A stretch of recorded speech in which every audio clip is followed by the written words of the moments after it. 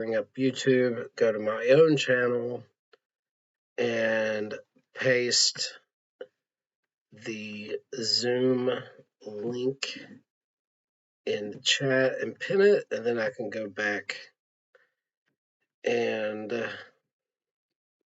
we'll be ready. Maybe. Let's see if we can figure this out. It's like every time I go live, I got to figure it out anew. All right. I see, so people can join. Yeah. Gotcha. Yeah, you're my tech guy, so. Yeah. Big brain. Yeah, I think so. Yeah. Look, and now this isn't loading. Oh, you stop that. Oh, Lordy. All right. Here we go. So. And now we might be good. Chris, give me just a second, brother. Link is posted. Let me pin it.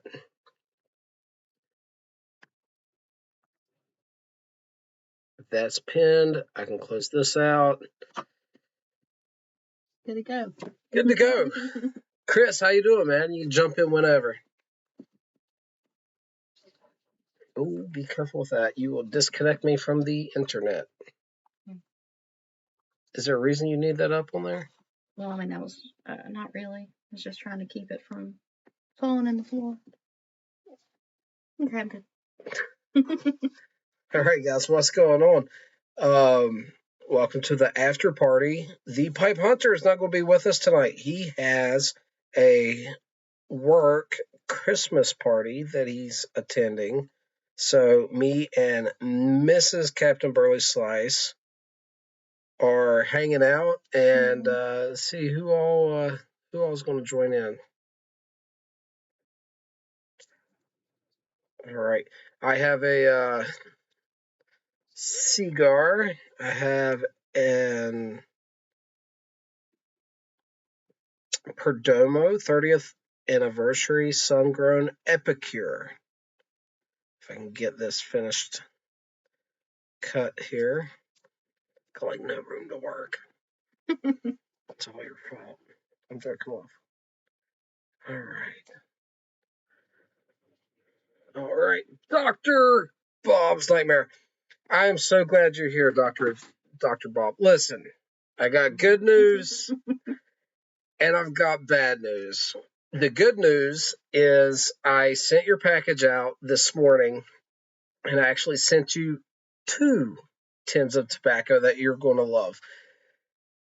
The bad news is neither one of them is the one I told you I was going to send you because I had already given it away and somehow forgot. When I went to put the package together this morning, I looked and couldn't find it, and I remembered I put that away in a pass box that another presenter was doing. Completely forgot about that when I promised to give that to you, and I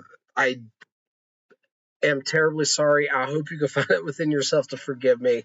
I did not mean to do that, but you have 2 great tobaccos, full tins coming in the same vein.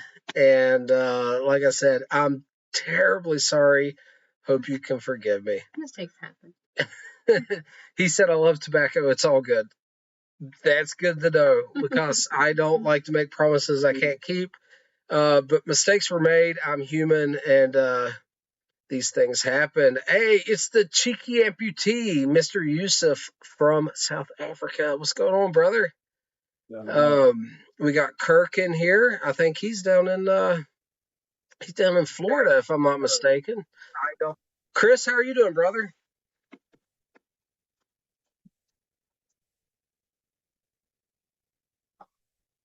Words, man.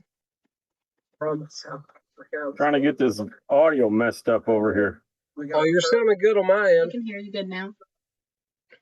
Down in Florida, if I'm not mistaken. Let's see if I can get it figured out. I can hear us too, though. Turn down the what you're listening back on, if you don't care. Yeah, oh no, it's doubling it up is what it's doing right now for some reason.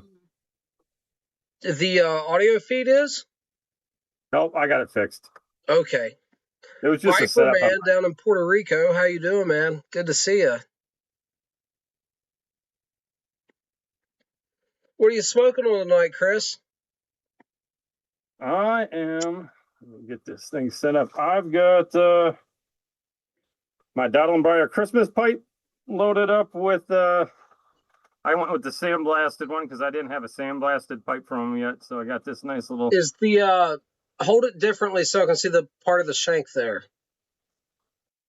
The whole thing is. It's Okay. all blasted. He's got the little panel just so he can put his stamping, the Christmas stampings down there. That's what I was wondering. And then he's just got it's hard to see on this one, but there still is the fine ring around the top too. That's in there. He just put a little ring around the top there too. But it doesn't come out. Beautiful work. Dude, listen, I understand now why you have so many of them. Right? They're well made. He is great to deal with and is beyond competitively priced. I think we have come to the party at the right time to where you can, you know what I mean? I can guarantee you in a year or two, things will be a little bit different. Well, I told you, I showed his work off to Premo from Smokers Haven. And when I told him what I paid for it, he's like, well, that right now, that's like a $250, $300 pipe. And in no time, that'll be way more than that. And I can tell you, we paid way less than $300 for our pipes. Look, you look at the Eskimo I just got, and you look at all Eskimos, or he's being politically correct. He's running the business. I don't blame him. He's calling it the Alaskan. Maybe we can meet in the middle and call it an Inuit. But you look at that shape across the board, anywhere on the internet, and you look at the price, and it's not like it's shoddy work. It's fantastic. I haven't found a flaw with it. The only flaw, and I'll be completely honest, like if I was being like over the top meticulous, and it won't be there in the next couple bowls, in the very bottom of the chamber, right? There's the slightest hint of a tool mark. You know what I mean? The slightest little hint that's going to not matter at all.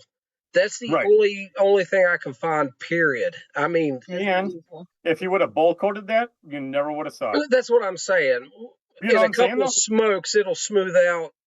Not that it matters anyway. No, I'm just saying, if I was to be critical of it, that's the only thing. And it doesn't even matter. It's a non-issue. So, but that's what I'm saying. If you think of how many other like pipes or artisan pipes you may have, or other people may have gotten, or even factory pipes for that matter, and it's bowl coated, you would never know that little bit was there because it's not like it's a gouge. It was just a minor tool mark. But if you bowl coated it, you never would have saw the tool marking. All right, let's talk about factory pipes then, and the issues that's coming with them. You know what I mean?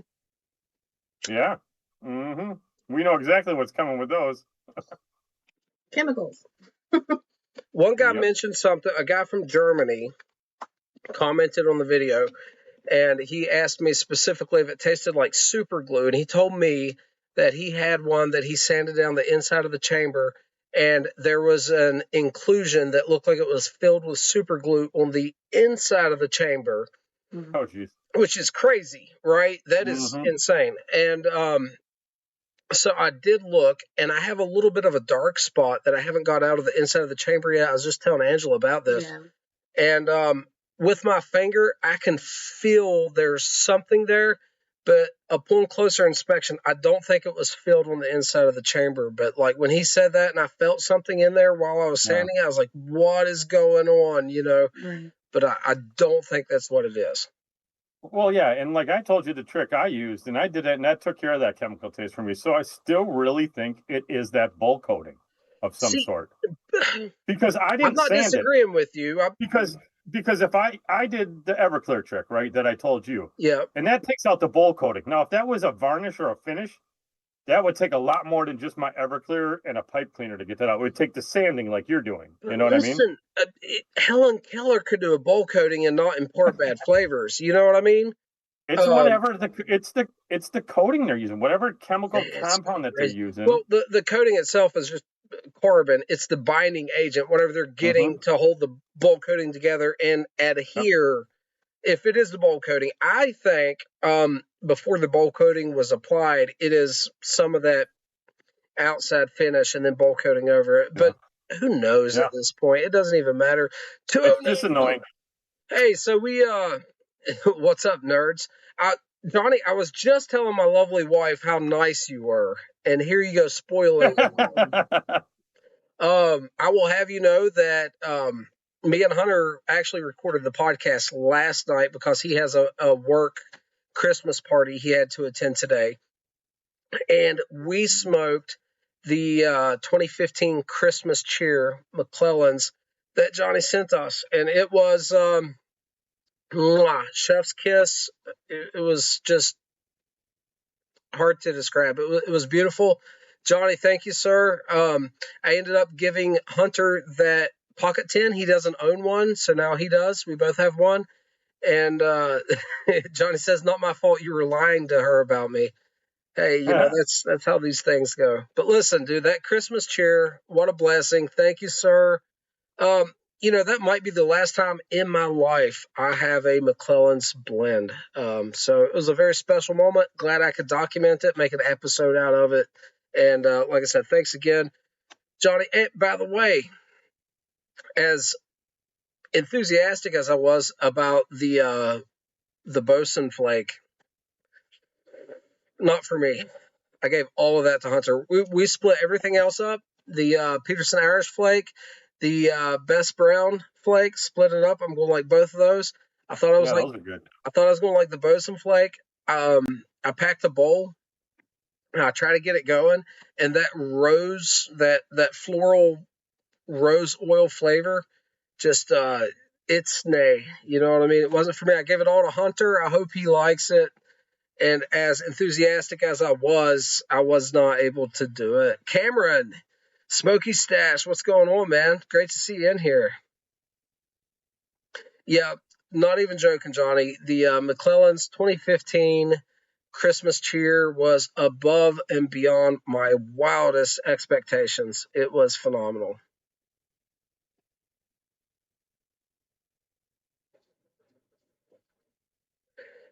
Kirk says he likes the Bosun flake. Good on him, man. It's using all of those, the Brazilian, the Indian, the African Virginias. It's got all of the beautiful exotic Virginias in it. It looked beautiful. Tin note was great, and that one flavor for me was off-putting. Well, Walt likes a lot of stuff. Yusuf asked if Hunter's cellar is bigger than mine. Listen, Hunter's cellar is not just bigger than mine. He has a legit living spreadsheet documenting every freaking ounce of tobacco he has. Yeah, the tism hit him differently than it hit me. And yeah, oh boy. Yeah, his cellar is quite impressive. I think the spreadsheet. Yeah, we got a couple of guys at Pipe Clutter like that too. They have the straight spreadsheet, everything. And so far as the one guy has like these little like stickers of different colors he puts on so he can track them. So when he pulls one out of his cellar, he's like, all right, that is a yellow blah number 52. Okay, I got that in this year, and now I can mark it as I opened it. And yeah. Guys, I'm smoking a Perdomo 30th anniversary sun-grown Epicure. Nice. Wonderful stick. Give some support to Nick Perdomo. He's been really good to me. Hey, anybody wants to join in the call here? I can do up to 4 total at a time. That's 2 more people. The Zoom link is pinned at the top of the comments there. If anyone wants to join in, Johnny, Walt, anyone, Cameron, jump in, guys. Jump in.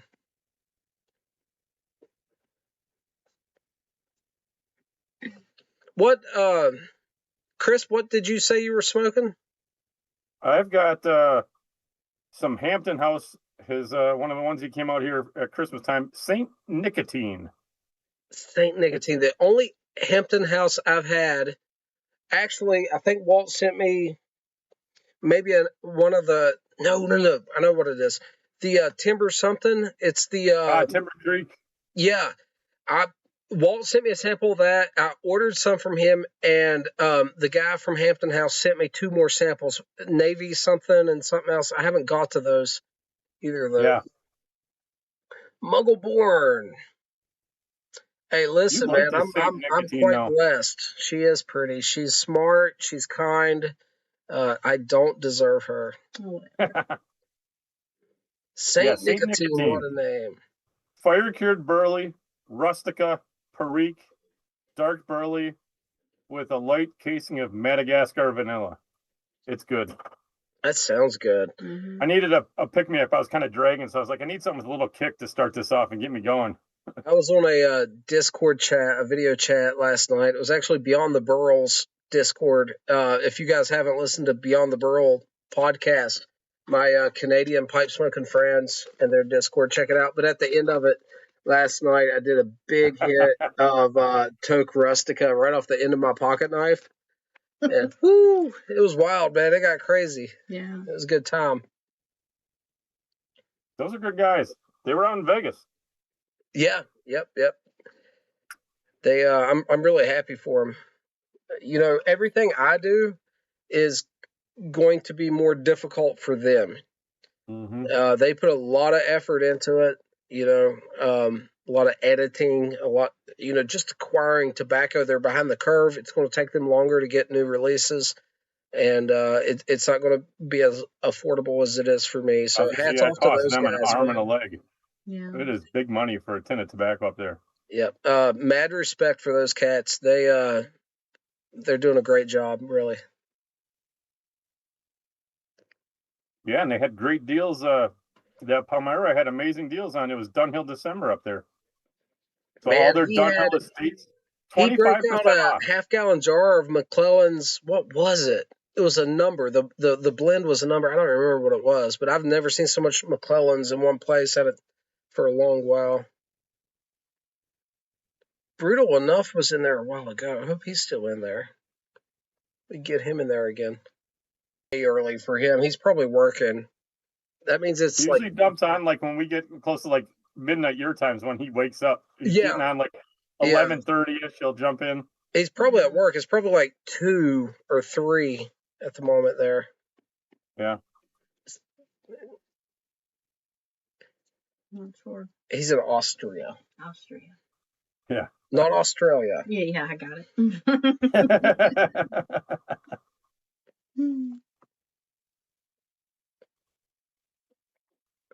Oh I yeah. wonder in Austria, like for Brutal, his English is, you know, really good. Wonder where he come across that. Obviously, English media reigns supreme across the whole world, right? Western movies and music and stuff, television. But you don't get that good of like fluency and flow without using it. So I wonder if Mhm. he's in a place where there's like a lot of tourists or something.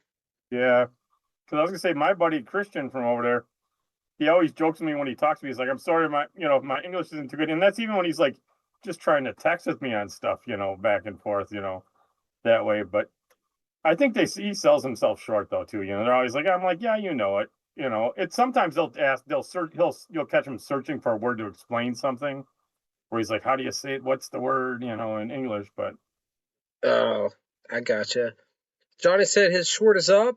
Just finished restoration on the 1964 Dunhill this evening. If I'm not mistaken, Johnny got that at a antique shop or something. And it was beautiful. I think the stem was a little oxidized, but other than that, it was just beautiful. The one I have is a 1965. you gotta get Johnny just jump on here and smoke it tonight. Yeah. Yep, he says I'm correct. He had that beautiful Peterson too. I was telling Hunter about that. That was an 80S, if I'm not mistaken, with a silver band. When he popped that Christmas cheer a couple weeks back. So, oh, whatever, Yusuf. Yusuf is funny. He's in South Africa. Come on.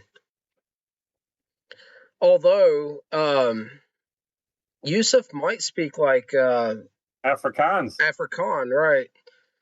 Afrikaans. Man, I loved reading about some of the early big game hunters on the continent of Africa, and that encompassed a whole bunch of different countries and stuff, though. But it was like during the British colony type days and stuff. But man, wild times. And 5 languages. Of course, Yusuf. 5 languages. We're behind the game. We're behind the gun here in our country. Everybody speaks multiple languages, just not us. Well, I'm in West Virginia. We speak mostly hillbilly. I'm starting to learn English, though. I've come a long ways. Yeah, I'm an insurance agent. It's the reading and writing part that you're still behind on? Well, I'm not completely illiterate. I just, I have to take my time. Yeah. And the biggest question I get is, where are you from?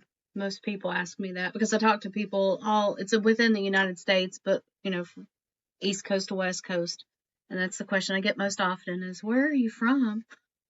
How's the weather? Carrie! So good to see you in here, Carrie. I didn't show you. I should have. You should have seen the advent calendar that Carrie made for her little munchkin. Oh yeah. It was like total like Pinterest, use things at home to make an advent calendar and then put her kids' favorite chocolates in it and stuff. I'll show you the video. She did a terrific job. Yeah, it's great. I watched that. It gave me the idea. I told her, I'm going to have to make one for my puppy next year. The dog will love it. Fun. You're going to have kibble with it?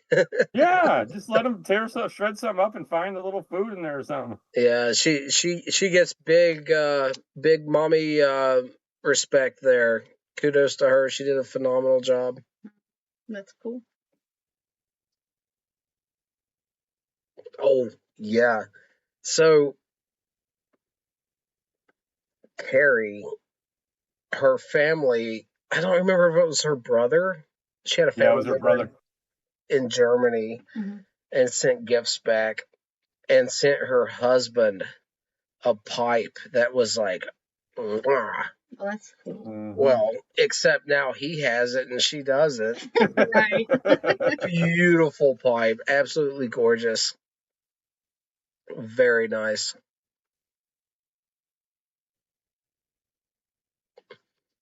Yeah, so Carrie was talking about that. She said she wants to put little bags of tobacco in an advent calendar next year. And I think you were talking about doing a blind, if I'm not mistaken, like maybe make one for your hubby and not labeling it, right? That's a good idea, actually. It's not a bad idea at all. That'd be fun.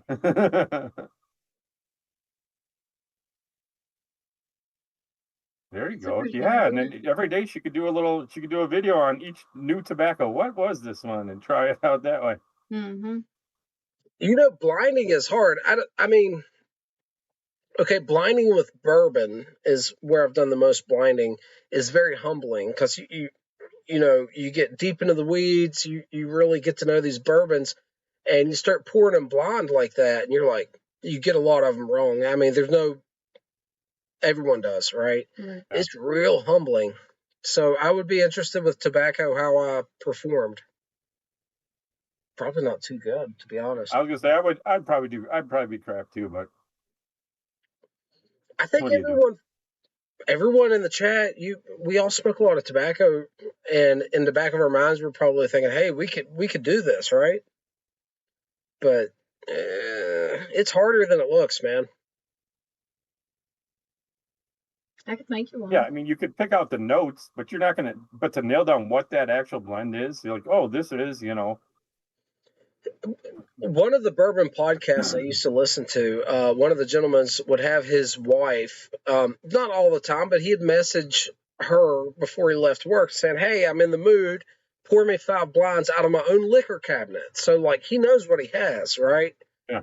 And it was humbling for him out of his own collection. And he told her, just the open bottles. And now this guy was into bourbon, had a podcast, all the stuff. So he had a fair amount of open bottles. that being said, he knew exactly what he had. He knew all the options available for this blind, and he still missed a lot of them. So it's quite difficult. Mhm. That's smart. It's a good way to learn and kind of challenge yourself. I agree. And to agree. train your palate a little bit, because then you're like, okay, this one was this, and then you're just kind of all right, and you can pick out your notes and then go back to it. But it's hard, but yeah, it's a great way to try to learn. Yeah, it really is. And so maybe get a collection for you when I'm home, not working. I could do that for you, 3 to 5 or whatever. What was it, 2-3 years ago, I had a great bourbon collection going, and like I was spending a lot of money on it, and I was just like, you know what, I'm gonna stop accumulating bottles and just drink what I have. And it took me a while, but I drank through what I had, and now I'll keep 1 or 2 bottles on hand. But need to do that again. Johnny's right. Blind tasting will just prove marketing influences you. Brutal says when I text my wife, hey, I'm in the mood. Line up the Glencairn glasses, honey. We're getting crazy tonight.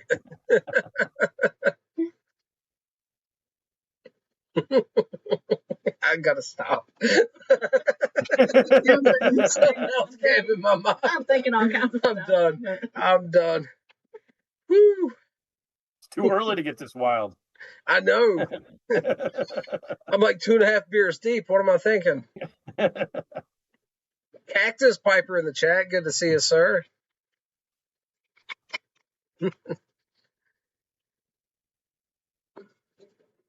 Yeah, he's nice and warm. So, we are cramped right here. This little area I got set up, this is not my usual smoking area. I only smoke here when I'm doing stuff, to make content. We're actually at the foot of my bed.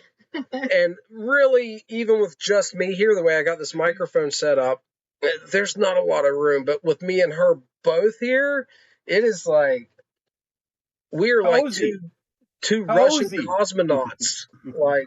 like you know what I mean? It's great. Yeah, we're very close. Very close. We're not going to get cold tonight. No. It was 80 today. I'm in a 7x7 pop-up ice fishing shanty, so I get cozy. Are you ice fishing right now? No, I'm in my garage.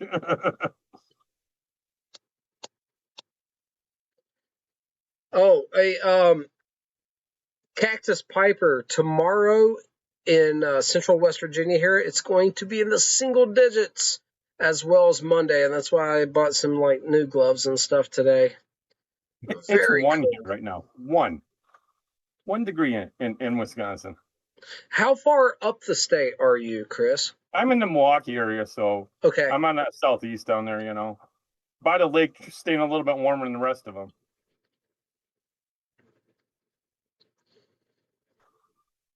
See, I work in the elements, 10-hour shifts in the elements, so well,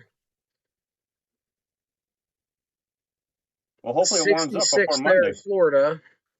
Chris, brutal enough. Yes, I am smoking a cigar in my bedroom, and you know what? No one is stopping me. Least of which her. She knows better. Yeah, I just don't care. I'm not a complainer. Yeah, Yusuf, it's hot down there by you, but it's summertime for you. It's winter for us. Yeah. He says Monday, triple digits, 104. Goodness grief, Yusuf. I mean, it's dinging summer. Again. I got a USB port going out or something. I don't know. That connection sound is dinging. But I'm not losing anything. I don't know what it is. It's dinging on your end, but I don't hear it on ours, so it's just dinging at your place. Who knows? Brutal, what's it like out there over by you in Austria? Because fair enough, Brutal. The cigars is typically, You don't like them as much, do you? The secondhand as much as the cigars? I mean, the pipes. Correct. Pipes are more tolerable for her. Depends It's on the same for my wife. depends She on hated the my type cigar of smoking. tobacco, though. Honestly.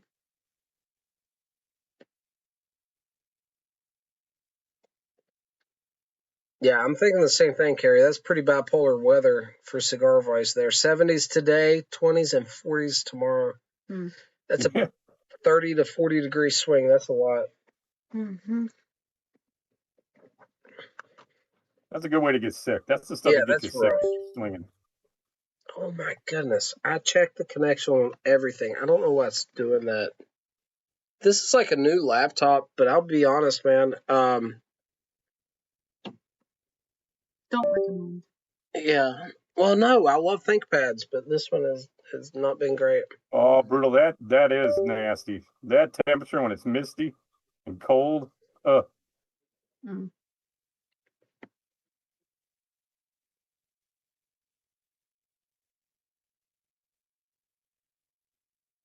Cigar Vice, oh my goodness, why are you doing this, computer?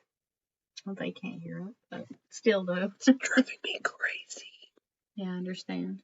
And it's funny because I talked to Steve from Down Briar. You know, he's out there in Montana. I was like, "Is it cold here?" He said, "No, we're unseasonably warm so far this season." I was like, "Man, it's 1 here, man. I got all kinds of snow and it's 1. What do you so do?" strange. Montana, Yeah. you're thinking like, right. Brutal says my ex was bipolar.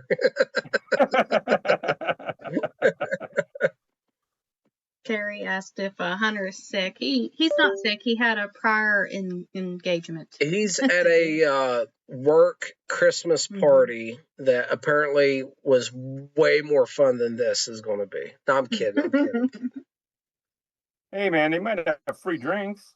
Johnny, it's not a notification. It's the ding when you plug something up or unplug something. So it's like one of my USB connections on this laptop is like intermittently, but I don't know what it could be because like. Yeah, it's sitting stationary. Mine does that when I plug in like my phone, like to just as a USB-C to keep it charging off of a USB port. Right. It'll keep dinging like, "Oh, it's connected. You got a device connected." Ping. And I was like, "Yeah, it's been connected. Stop telling me." The only thing that happened, and this is not an old laptop. It's You bought it last year, new. I bought it last year new, and like I have like 4 or 5 IBM ThinkPads. I'll be honest. I'm a fan, right? Now all the other ones are running Linux, and they're like I have them set up for specific stuff. This one's like my Windows machine general use thing. But the integrated Wi-Fi card went out on this daggone machine, less than a year old. So I have my fancy Wi-Fi antenna plugged up to this just so it works. Whatever it takes to keep it going, right? Mm-hmm. There you My go. work computer's a ThinkPad, and I've had it for years and not had any problems. I mean, here and there, but it's something I can easily troubleshoot and fix. Yeah, I don't know, man. This computer has been ho-hum. Mm.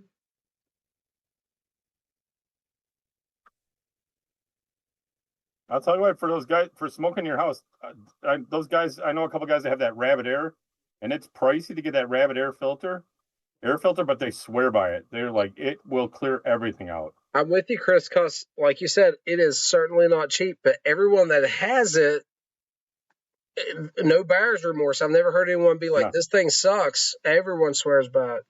Mm-hmm.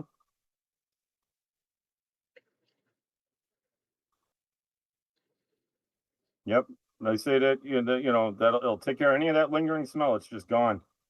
Yep, they are not cheap, but apparently they work. Yeah, and the filters aren't cheap either. But I talked to some guys and they're like, they get a year out of a filter, so it's not that bad. Right, a whole year. But that's pretty good considering like some of those other like just air purifiers you buy for your house. They seem to go through filters like mad. Mm-hmm.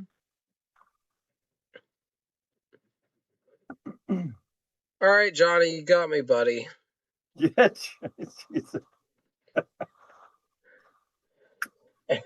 Angela walks in on me, and I got the Rabbit Air all huddled up with me in the corner. It's not what it looks like. That's not what it looks like. I tripped and fell while vacuuming.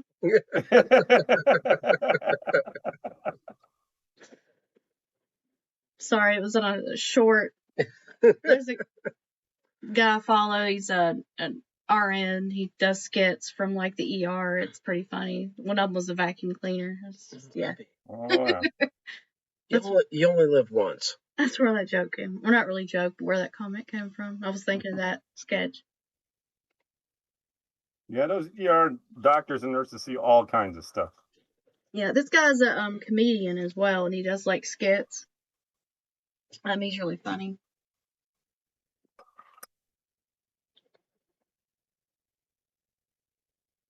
Nice, Johnny.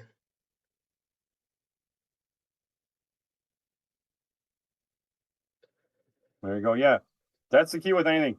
Air exchange. They'll tell you it's just the air exchange. If you can get fresh air in and pull it out, the more air exchange you can get, the better off you are. You know, typically in here, I just open up a window, put a box fan in the window to draw it out, and usually that really did a great job. Yeah. That's what I do in the garage. I got a big old like barn fan. I just open the garage door and blast it out.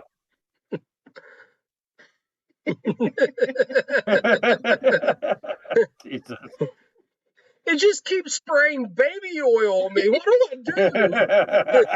I was thinking something along those lines. We got baby oil in the sprinkler system. It's a cycle, you see. The smoke, and then, My wife watched that Diddy thing on Netflix, and she's like, God damn. I was going to the other day, but I haven't yet. My whole neighborhood's a slip and slide. She said it's disturbing. Oh, if there's a white girl documentary out there, you know what I mean? I had my aviators on today driving to the grocery store. And she's like, you broke out the Jeffrey Dahmer glasses. I'm like, they're freaking aviators. I was like, Biden wears them, but no, Jeffrey Dahmer, right there, white girl. You know what I mean? Oops. Could have been anyone wearing aviators. Just happened to be old, Ed Kemper wore them too. I was like, you had to go Dahmer. What do you got to go? You're coming after my Milwaukee again, right? You're just. Oh my. This is really good. Yeah, it's pleasant. I haven't had a cigar in a minute, so my thing with Perdomo cigars typically is they are a little bit too like just chill and mainstream. I usually like a little bit more robust flavor and profile, but because I haven't had a cigar in a while, this Sun Grown is actually I can really taste it. It's really good. It's a good. What's nice about the Perdomos is you know what you're going to get, and you can find them anywhere. So if you go someplace and you're like, they don't have what I want. It's just, but you can grab one of those and you'll still have a decent smoke. The consistency with Perdomo is just unreal. They have a beautifully consistent cigar. It's just the flavor profile is typically a little bit under what I'm shooting for with cigars. Mm-hmm.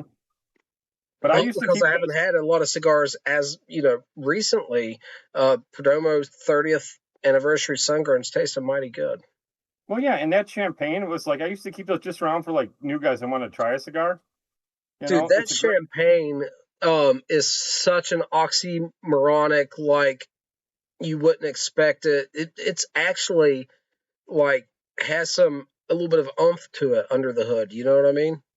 A little bit. I mean, I didn't give them like a big Toro because I was like, I don't need anybody to get sick or nothing when they're first learning how to smoke a cigar. But at least they get a good cigar. She said, "Give him a Neanderthal." Oh God, you got her trained right. she knows. Look, I got a band right there. We love Neanderthals. Hey, you did a great job. Those Roma bands, especially those Neanderthals, are like a pain to get off. Dude, they don't come off. Dude, yeah, it's like peeling wallpaper off the wall. And you got the whole thing nice. You slid her off. Good job. The 1990s wallpaper.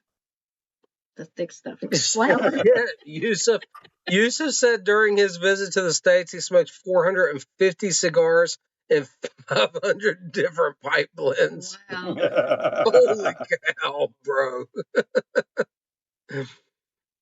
Oh. That's quite an experience. Brutal That's said awesome. that he had a Maduro sampler from Perdomo, and they were all a bit strong for him. They're all a bit weak for me. Their Maduros, Yeah. especially, are very like creamy chocolate, not the strong for me. But if you're not used to smoking cigars and you smoke a lot of pipes, I mean, you're getting a lot It's more. a lot of tobacco. Even Yeah. a Connecticut shade, like plain Jane vanilla cigar. Yeah. Mm-hmm.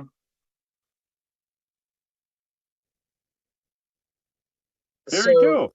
Walt Curious says the he's last going time to start you had one. blending. Send it Yeah. my way, old buddy. Last time Carrie had a Perdomo, it made her sick. Brutal still has nightmares from pulling wallpaper off the wall.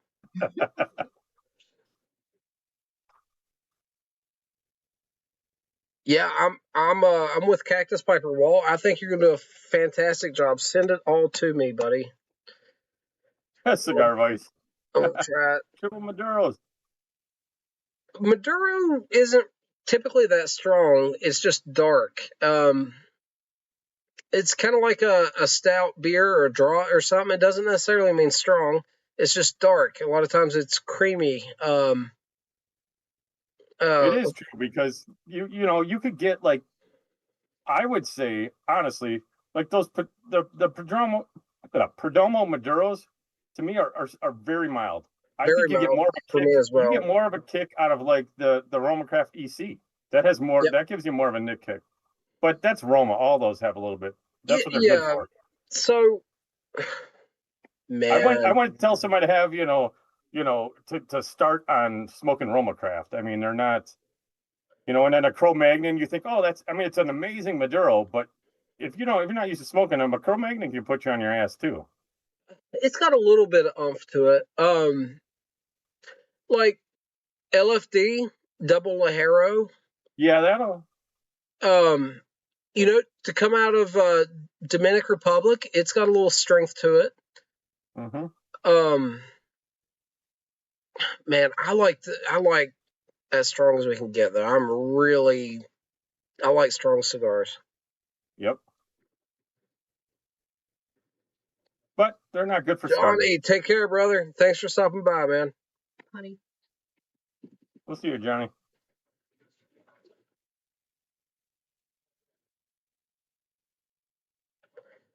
So,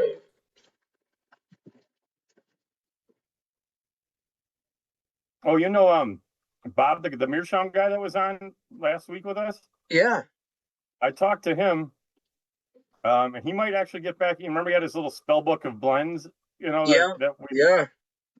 He might actually get back into blending. So he said to me, he's like, I'll have to look through and see what's there because a lot of it's based off of the Sutliff, like everybody out there. Right. So he was going to dig through the book and see what he's got, but he's like, let me know. He's like, ask guys what they might want or what they're interested in, if they want burley blends or whatever. He's like, and I can take a look through and see what I have available. And I was like, man, I would love for you to get back into blending because I'd love to try some of this stuff. It's exciting. Yeah, just anyone talking about blending, I get excited like so much. Yep. Dr. Bob says before he grabbed the pipe, he was smoking 5 or 6 cigars a day. I rarely get nicotine sick anymore. It's kind of where I'm coming from. Yep. If I had more time, like earlier this year, I was smoking 3 to 4 cigars a day. It just, as many as I could cram in. I had a problem. That was me. I mean, that's how you end up with, 2,500 plus cigars down in your basement, Man, I was smoking a lot of cigars, dude. I still love cigars, but I don't know.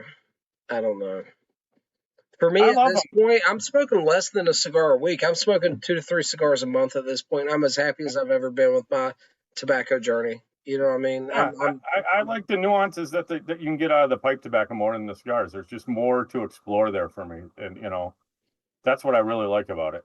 And I'll say it for me. I'm not going to speak for you. The price is such a big thing. Oh, yeah, heck yeah. Okay, Perdomo is a reasonably priced cigar. This 30th anniversary, retails for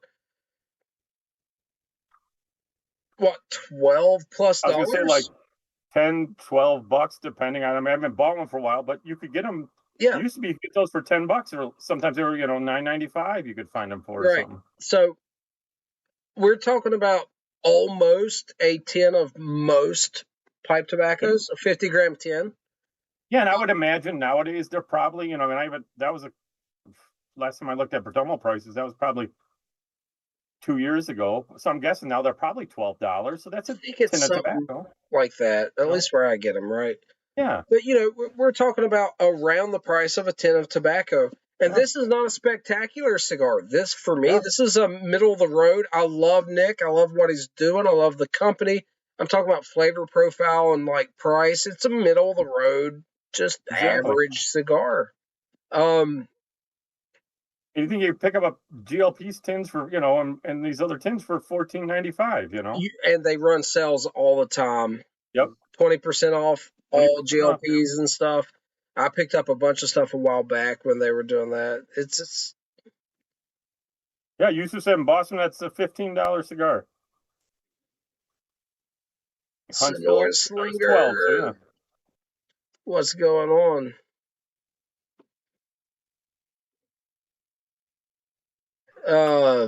Yusuf says in Boston that's a $15 cigar. Mm-hmm. Huntsville, it was $12. That's about probably what I paid for it. The League of the Keeper of the Briar. What's going on, man? Yeah, like Carrie said, and some of the cigars I like are way more than the average cost of a normal tin. I love a lot of Steve Saka's blends, Dumbarton Tobacco and Trust, and the entry price for like the lower stuff, like an Ummagog, we're in that $10 range, but most of their stuff is a lot more, Yeah, exactly. Welcome back, love. Thanks. I need to get you to the cigar shop in Charleston. I'm okay. I love that cigar shop. Don't get to go very often. They do carry 7LA pipes. They have some pipes and tobacco there. I'm going to be off December 20th through January 2nd. Yeah, I'll never catch them open while I'm not working. I'll do it on a weekend. Maybe road trip. Man, we're in the middle of the woods, essentially, and a lot of that is really good. I don't mind it. But when it comes to stuff that is like not common, we don't have the population density to warrant any local shops. Mm-hmm. So like for me, growing up being a skateboarder or playing paintball or, any of my niche hobbies and stuff, there's like nothing. You know what I mean? Well, you got to get a bunch of buddies to go paintball, and you got woods then. Oh, we did. We woods balled a lot. I built over 3 paintball fields myself in the woods. Not even on my property, but that's besides the point. Oh, skateboarding's a little harder. You can't skateboard in the woods. No. Actually, I have. I've carried plywood in the woods, and man, I've done a lot of skateboarding stuff. That's a whole other story. That's why my knees give me such trouble. But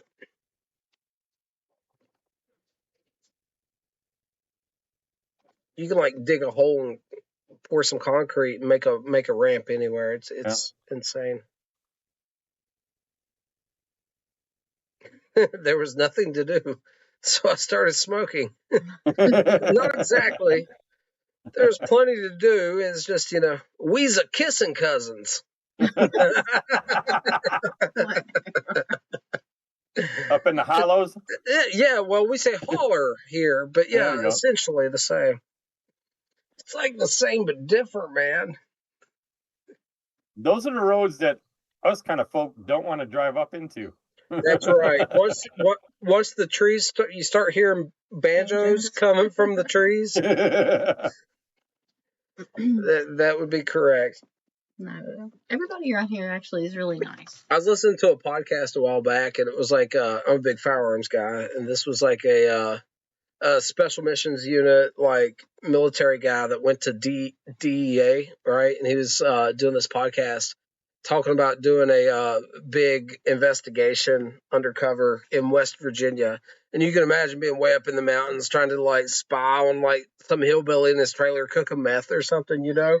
And he's like talking about this hillbilly that he's like watching through glass, you know? He's like on this guy's front porch of his double wide, and he comes out with his 30-06 deer rifle, and that DA agent's like, I know that guy's drawn blood with that rifle.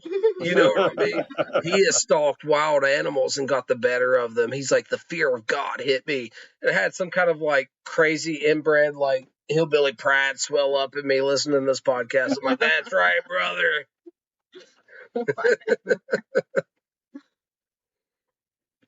I watched a documentary of West Virginia with those hollers, and they're like, you don't want to like, you just don't drive up the wrong ones either. It's like that's like its own separate entity and road. Like it's yes. That's their holler. We don't call the law here when we have troubles. Carrie, it's less like House of a Thousand Corpse, and it's more like Devil's Rejects. It's more like Wrong Turn. You know what I mean? Well, you know, the town we are currently in. See, I'm not originally from this area. The last year's census in this town, I think, was 512 people. Big town, guys. Yeah. 512. And last year's census, the town that I came from and moved here from, is about 5,800 to 6,000. So big city girl, still small, but. Keep this in mind, guys. Here in West Virginia, we do not have a single town of more than 50,000 people in the whole state.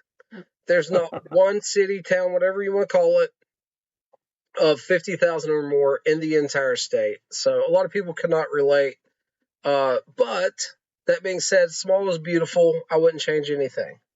Mm-hmm. I like it. We's a kissing cousins. Goober. You know, small gene pool, big heart. Oh, whatever. You're a mess.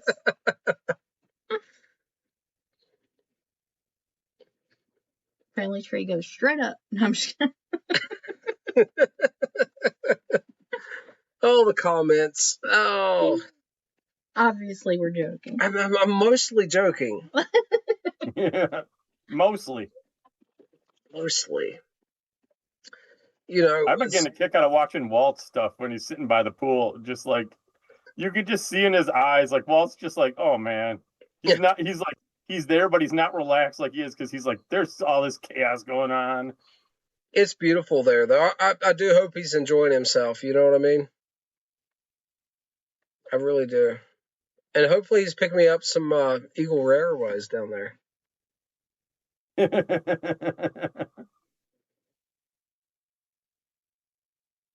Yeah, well, going to a liquor store, they should see if they'll ship you a case back home.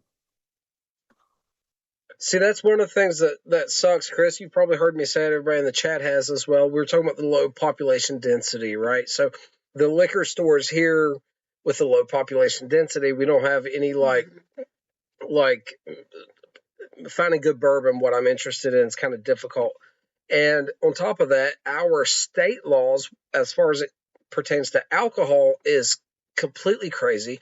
I cannot order anything. I cannot order a beer, no alcohol can be mail ordered. So it puts me in a place with that. I would love to pursue bourbon further. I've had a lot of good bourbon, but getting good bourbon like readily, yeah, it's not a thing here. So that sucks.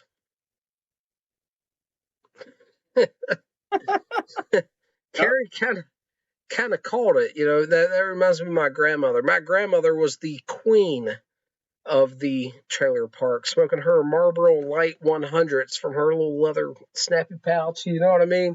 She was the manager of the trailer park, and I had a foul mouth on her. Towards the end of her life, she was on oxygen, smoking cigarettes, scared the bejeebus out of me. Good God, I thought we were all going to heaven with her. You know what I mean? I thought, whoo, this Thanksgiving is going to be all of our lasts. And yeah, that was scary. Good night, Slinger. Man, thanks for stopping by. Yeah, the Russian kids and then the teenager freaking buck naked by the pool. That's what it was for tonight. Not a lot of pools around here, just creeks. 3 rivers. 3 rivers within a couple hundred yards of my house, to be honest with you. Mm-hmm. Yeah, a lot of water. Have a good one, Yusuf.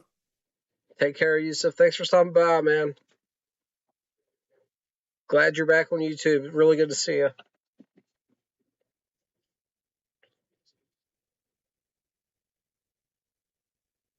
So two of my kids are down. One of my kids are with their grandfather tonight. Got a crazy day, stuff going on tomorrow.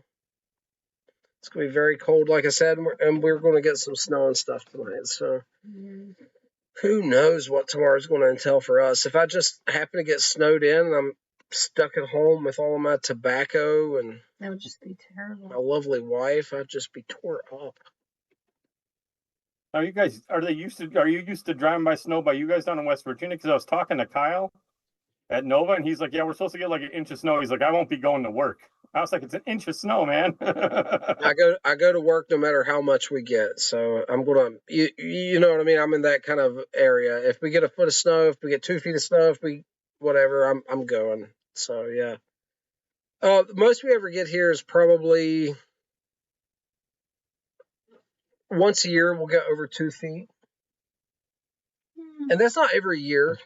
It's like every 2 or 3 years, maybe. Last year, most we got at any one time was probably 18 inches, something like that. But it's not crazy, but whatever we get, we deal with. You know what I mean? Yeah. It says we're supposed to get he's like, we get an inch of snow, and he's like, nobody can drive. It's like shutting us down.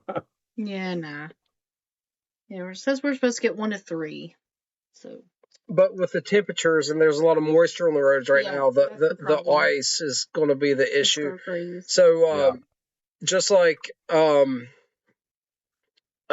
Cigar Vice was talking about down in Alabama, here in West Virginia we get these huge temperature swings, and right now there's a lot of moisture and stuff pooling on the roads. It's going to freeze overnight, and now who knows, you know, what that couple inches of snow is going to land on top of. The bigger issue at the moment. Yeah, it was like 40 and rainy, and then it switched to 9 degrees. And all that moisture still on the road. Yeah, so your snow doesn't stick around much. You get it, and then the next day or two, it'll end up melting away on you because it warms up enough. Sometimes we'll get a week or two where everything's like frozen up, but it's a lot of fluctuation here. Yeah. But we are in the mountains, like legit. So like a lot of the roads have a steep grade and stuff to them. Not a lot of flat ground around here. So a lot of the small communities are up pretty steep side streets to get to them and stuff. Mm-hmm. A lot of the little towns and stuff are built on hillsides. So there's like, you know, I don't know. It's different than a lot of places, but yeah. One thing that's even from, you know, I'm only from like an hour and a half south of here, and the weather patterns there are so much different than the weather patterns here. And even though we are farther geographically north, the elevation is so significantly lower that it's usually warmer here by several degrees, especially during the summer, than it would be there because of the elevation change, even though it's north. So I think that's kind of the winter months warmer as well? Here, yes. So like Monday when it's single digits, it's going to be colder in Princeton? Usually. Yeah. Not always, but usually. But the elevation in Bluefield and Princeton is so much higher than here. So it's kind of cool that even because of the mountainous, areas. Carrie says it takes a foot of snow to close school there. Oh wow. That's about what it's like here too. We got to get a lot of snow. Walt says road closed because when it melts, it refreezes into black ice. Yeah, that's the big fear here. Is not just the snow, the ice is the flash I can drive freeze through of any kind of moisture. Snow is not a big. I'll drive, like you said, a foot of snow. I'll drive through it, but ice, no. You can't win with that stuff. Yeah, it's two completely different things. It really is. The snow is manageable. The ice, you can't do anything with it. It's just Nope. it's there.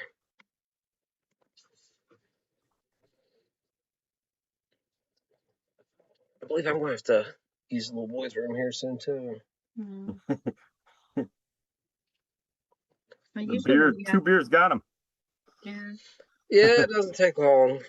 Well, normally don't I don't know. Typically more people join though. They miss Hunter. He's quite the charismatic character. Indeed. That's interesting. Cactus was talking earlier about the temperature, and I don't remember exactly the number he said, but it was obviously very high. He says if he drives 2 hours north, we'll have snow. So he gets into the mountains then, Yeah. I don't remember if he's Arizona, New Mexico, where he was, but it's interesting. Mm-hmm. You know what I mean? I feel like I did know, now I just don't recall where exactly Cactus lives. But yeah. Not sure. Phoenix. Okay. Yep. Phoenix, Arizona. I had an uncle that lived in Phoenix. Yeah, you get up to Scottsdale and they'll have snow up there. Phoenix has a really nice public skate park I always kind of wanted to try out. You still skate? Or do you get too old for that? A little bit. My knees are completely, my body's, it's not the years, it's the mileage. My body's pretty shot. I've been really rough on it, but I still do a little bit, not much. It's such a part of me though. Like, I spent so much of my life doing it that anytime something relates to it, I mention it. You know what I mean? Mm-hmm. Like I don't know. Everything's relatable to it because for the most part of my life, anytime I went anywhere, I took my skateboard with me and found somewhere to skate. So, like, if we're talking about, like, places I've been up and down the eastern seaboard and stuff, I'm like, oh, I've skated here or there, or, you know what I mean? Yep.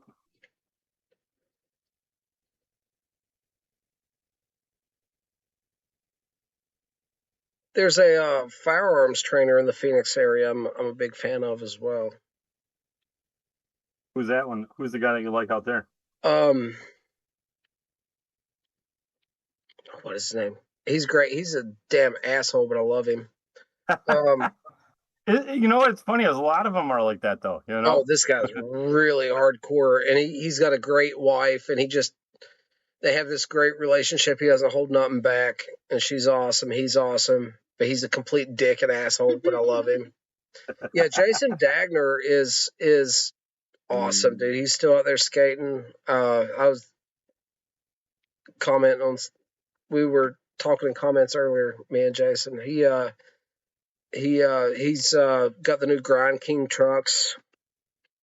He's still plugged in, man. Good on him. I hope he rides it out as long as he can. I still have my old skateboard from the 80s, man. Back when I used to skate. My old Alva with the Gulving Super Pro 3s on it. Man, that's awesome. The board I'm riding right now has got slime ball wheels when they were reintroduced a few years back on it. So, Indy trucks, slime ball wheels, fairly old school.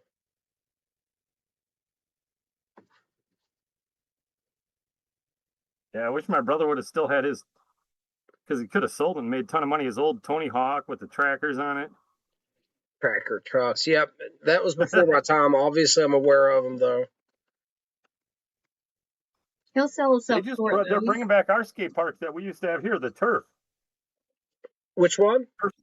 Turf Skate Park. It's a real big. You should look it up. They did a whole documentary on it. It'll be before your time, but it's a like classic. Like Tony Hawk, the guys came back for like when it was coming back. Yeah. I think I know exactly which one you're talking about. It's right out. It was right off the freeway here, and then it kind of got closed up because they built like a park and ride there and some off ramps. And they redesigned it and they dug up because they just kind of filled in and left the bowls, but they dug them back up. Yep, I do know exactly what you're talking about. Yeah. I have videos though of him skating just last year and the year before. We got one good video, 4th of July, the year before last. So he's still pretty decent. It's funny, as far as skateboarding goes, like in a lot of ways, age doesn't feel like it is taking me down a step, right? As far as my strength goes, as far as my stamina goes, I don't feel like age has affected me that much. I feel as strong as I ever have. I've been into physical fitness and stuff my whole life, weightlifting and stuff.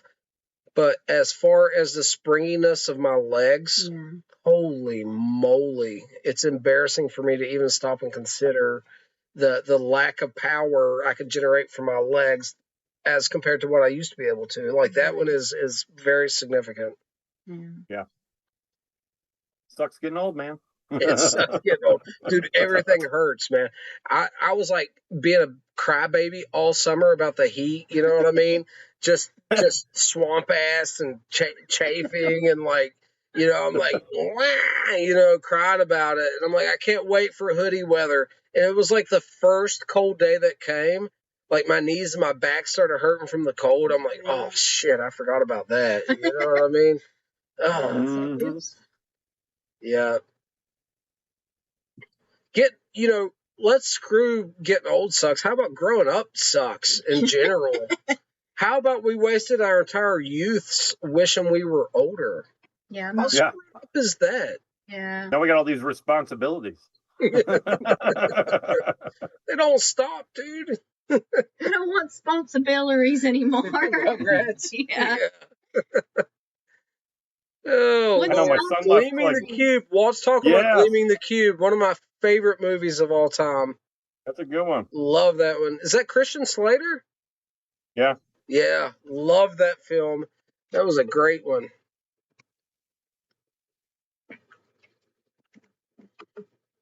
Great movie, Walt. Starting to hurt a little bit sitting here. You can get up anytime you want, babe. Yeah, I think I am. Not yet, though. I got to take a leak. You guys look at your pretty face. I'll be right back. I don't have anything to talk about. Just make funny faces into the camera. I'll be right back. Okay. You can talk about all them fun stories out there in West Virginia. Yeah. Tell them some dirt on me. How about that? Or Hunter, he's not here to defend. Guys, I'll be Hunter's right not back. here to defend himself either. She can spill the beans on Hunter too. I don't give a shit. Show him whatever. Hold it up. Show him. She's gonna show you guys a video. Now you got to. If I can find it. And she finds some shorts. Yeah, we're like, here we go. Check this funny one out. Yeah, he's a mess. Let me see what I got here. Yeah, it's actually under my favorites, believe it or not. Favorites. You want to see what he does through Walmart. See if I can get it to come up. Here, hold on. Oh, he had the mohawk and everything. I don't know. Can you see that at all? Oh yeah. Okay. Hold on. All right, so you can see it. All right. What you doing?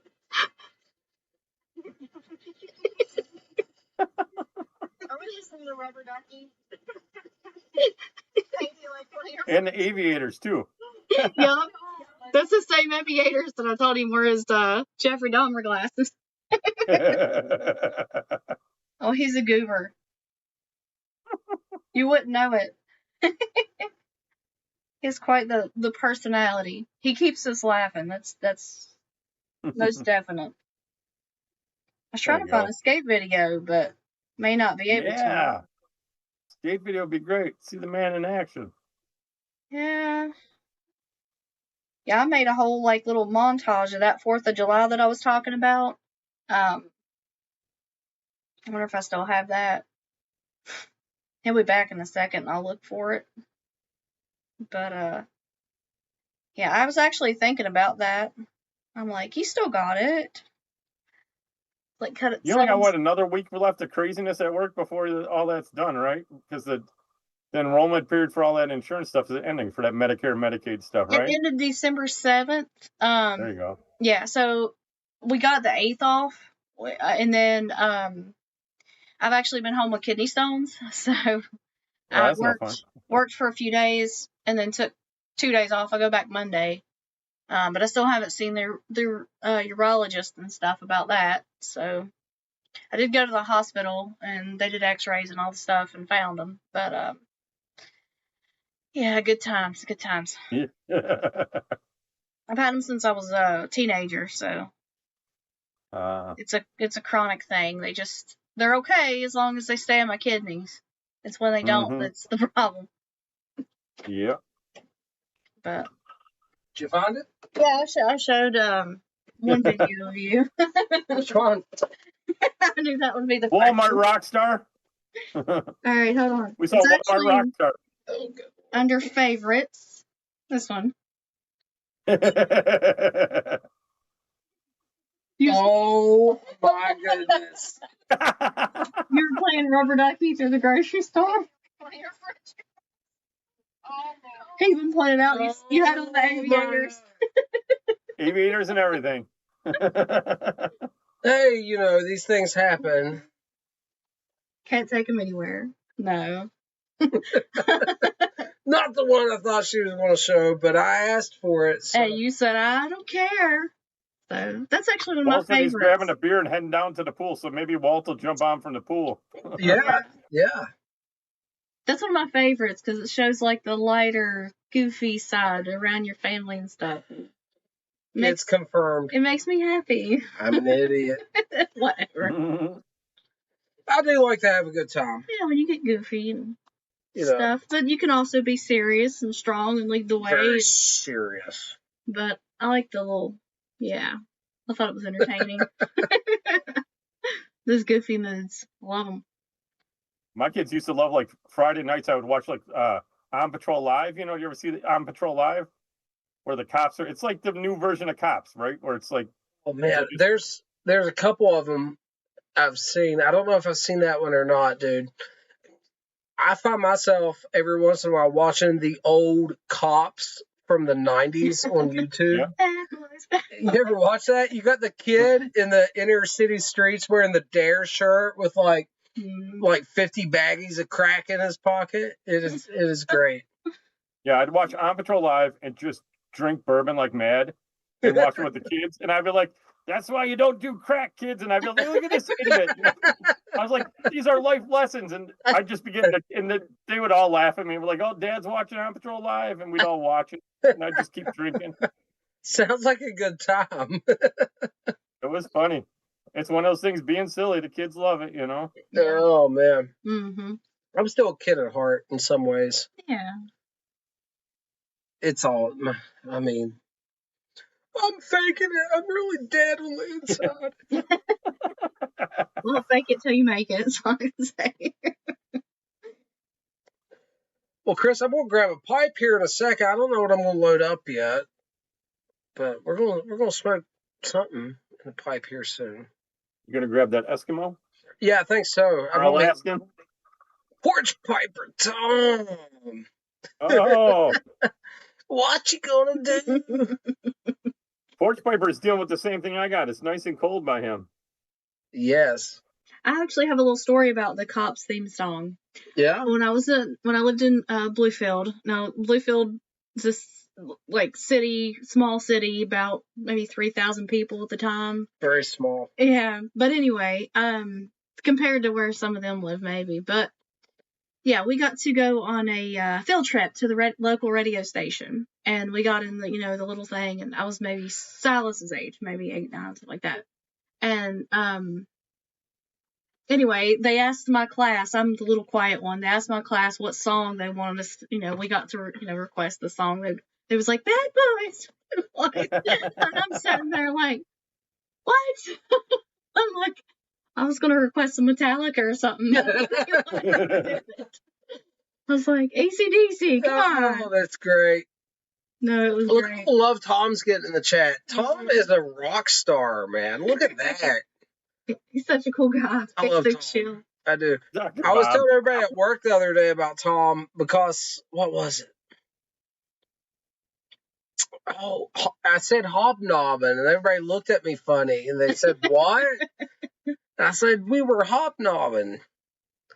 Anyway, Walt, what's going on, buddy? You're muted.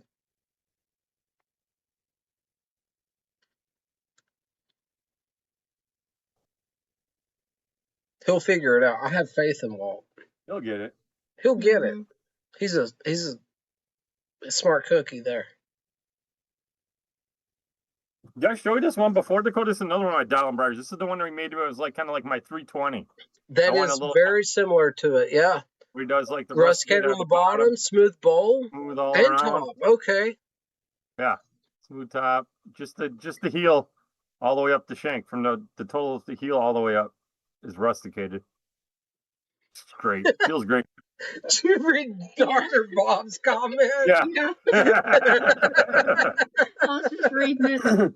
I was thinking of the Reno 911 episode where she's doing the sobriety check and she's like, boom, boom, boom, boom, boom. Boron, welcome, sir. How are you? Carrie says pretty tomato. I guess that is a tomato, isn't it? Yeah, a little bit. Yeah. Nice and chunky, though. I love it. It's a beautiful pipe. Yeah, I'm going to grab the Eskimo here in a minute when I'm done with this cigar, and we'll put, I don't know, we'll put something in it. Yeah, he did. He made me It's my not twin. Honest Baron. What am I saying? EMP in the 60S GBD. That's the Nice. made in England, right? I have one or two of those. Yeah. See, and then he made me this is like the 101 KS, same kind of. Oh. So they're both the same, stain. And Yeah. like Dude, my that's 7 gorgeous. matches.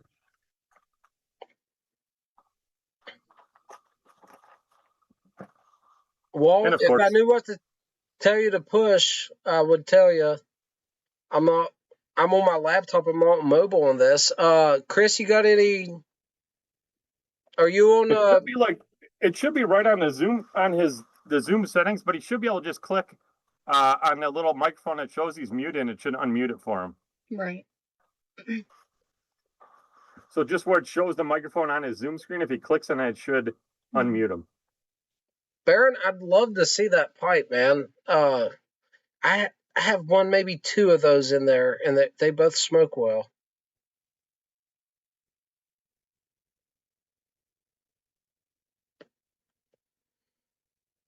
Well, go up by your picture where the little red microphone is and just click on that. It'll be the little microphone with the slash through it.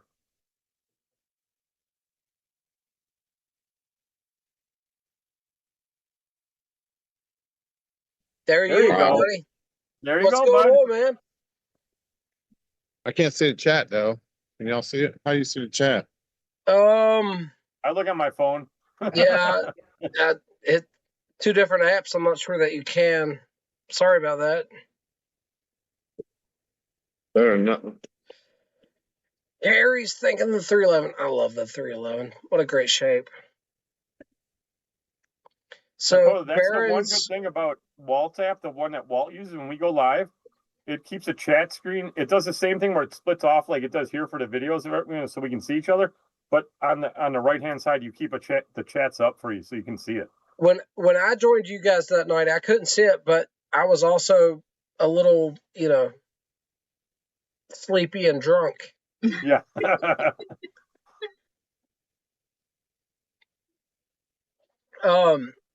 So Baron says that his where's the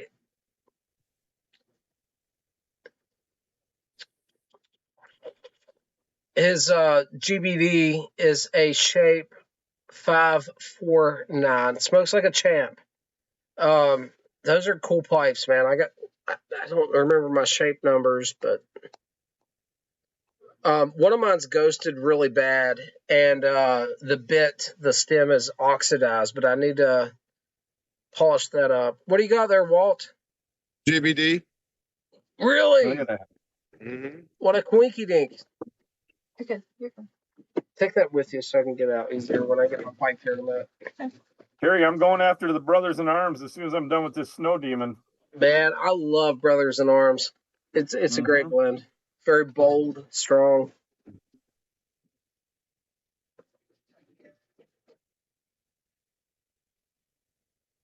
Walt, what are you smoking tonight, man? I'm gonna smoke some H&H 95. That the League of the Fellowship of the Friar sent me. Oh, nice. Nice. Part of their H series. Very good series, very underrated. Gonna be hard to get eventually. First Snow's good. This one's good. I hadn't tried the other two. I have them, but I haven't tried them. So Tom's smoking something that you gifted him, Walt, which is awesome. What is it? He says he's enjoying Lestrello with the Prince. It's a thin saddle bit, but with a nice sized bowl. Smokes great. Oh, I the think pipe. Walt gifted it to me. The pipe, not the blend. Oh yeah, Baron's got a nice old GBD too. Those are the ones I like with the little metal stem with the brass stem insert logo. Those are nice. You see mine? They got the brass stem on. Yep, that's like Walt's too. It's yeah, got that. man. Good looking pipe. Those are the ones to snag. If you can find the ones with those logos, those nice old ones, they're really good. Cigar Voice says he has some older GBDs as well. I think both of mine are ghosted a little bit, to be honest, which sucks, but Ghosted with what? rose oil, man. It's that Smoke more rose oil stuff. it's He that doesn't like rose oil. We talked about that earlier. Well, he doesn't. Those dead. I'm with him on that. I don't like those ones with the rose oil in them. that one gets me, man. And I wish it didn't, right? But it does. Hey guys, anybody else, you can download Zoom if you don't have it. The link for the invite is pinned at the top of the comments. Anybody can jump in here. I can only do 4 at a time. Other than that, it goes a little crazy. But anybody wants to jump in, come to it. Yeah, you could rotate me out and put somebody else in at any time. You just got here, Walt. He's down by the pool. He doesn't I'm love just it that saying, much. if somebody who hasn't been on comes on, they I can haven't rotate even me twisted your arm yet to get you to ship me some Eagle Rare yet. out. I'll get some. I can't I'll get get rid you of some. you yet. Tom, I'm going to finish this cigar, and it's almost done. And I'm going to go get that Eskimo. I'm going to smoke something in it. I don't know why yet, but something. It's a beautiful pipe. It really is.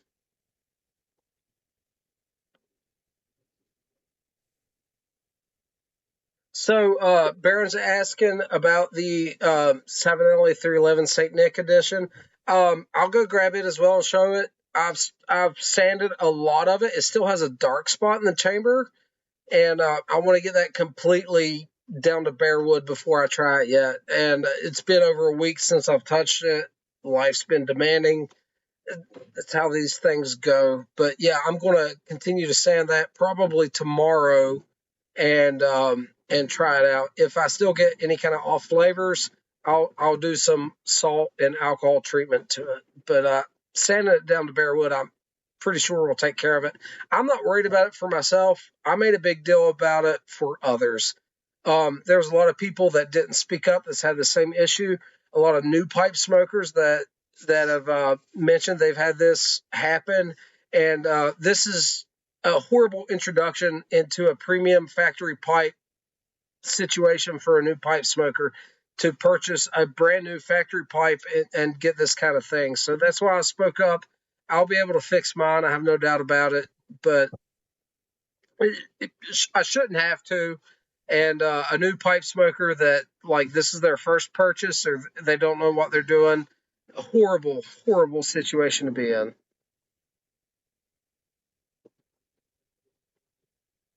After they see that Eskimo, they can just take I'm- that Savinelli money and get themselves a nice Donald and Brian instead. You know what, man?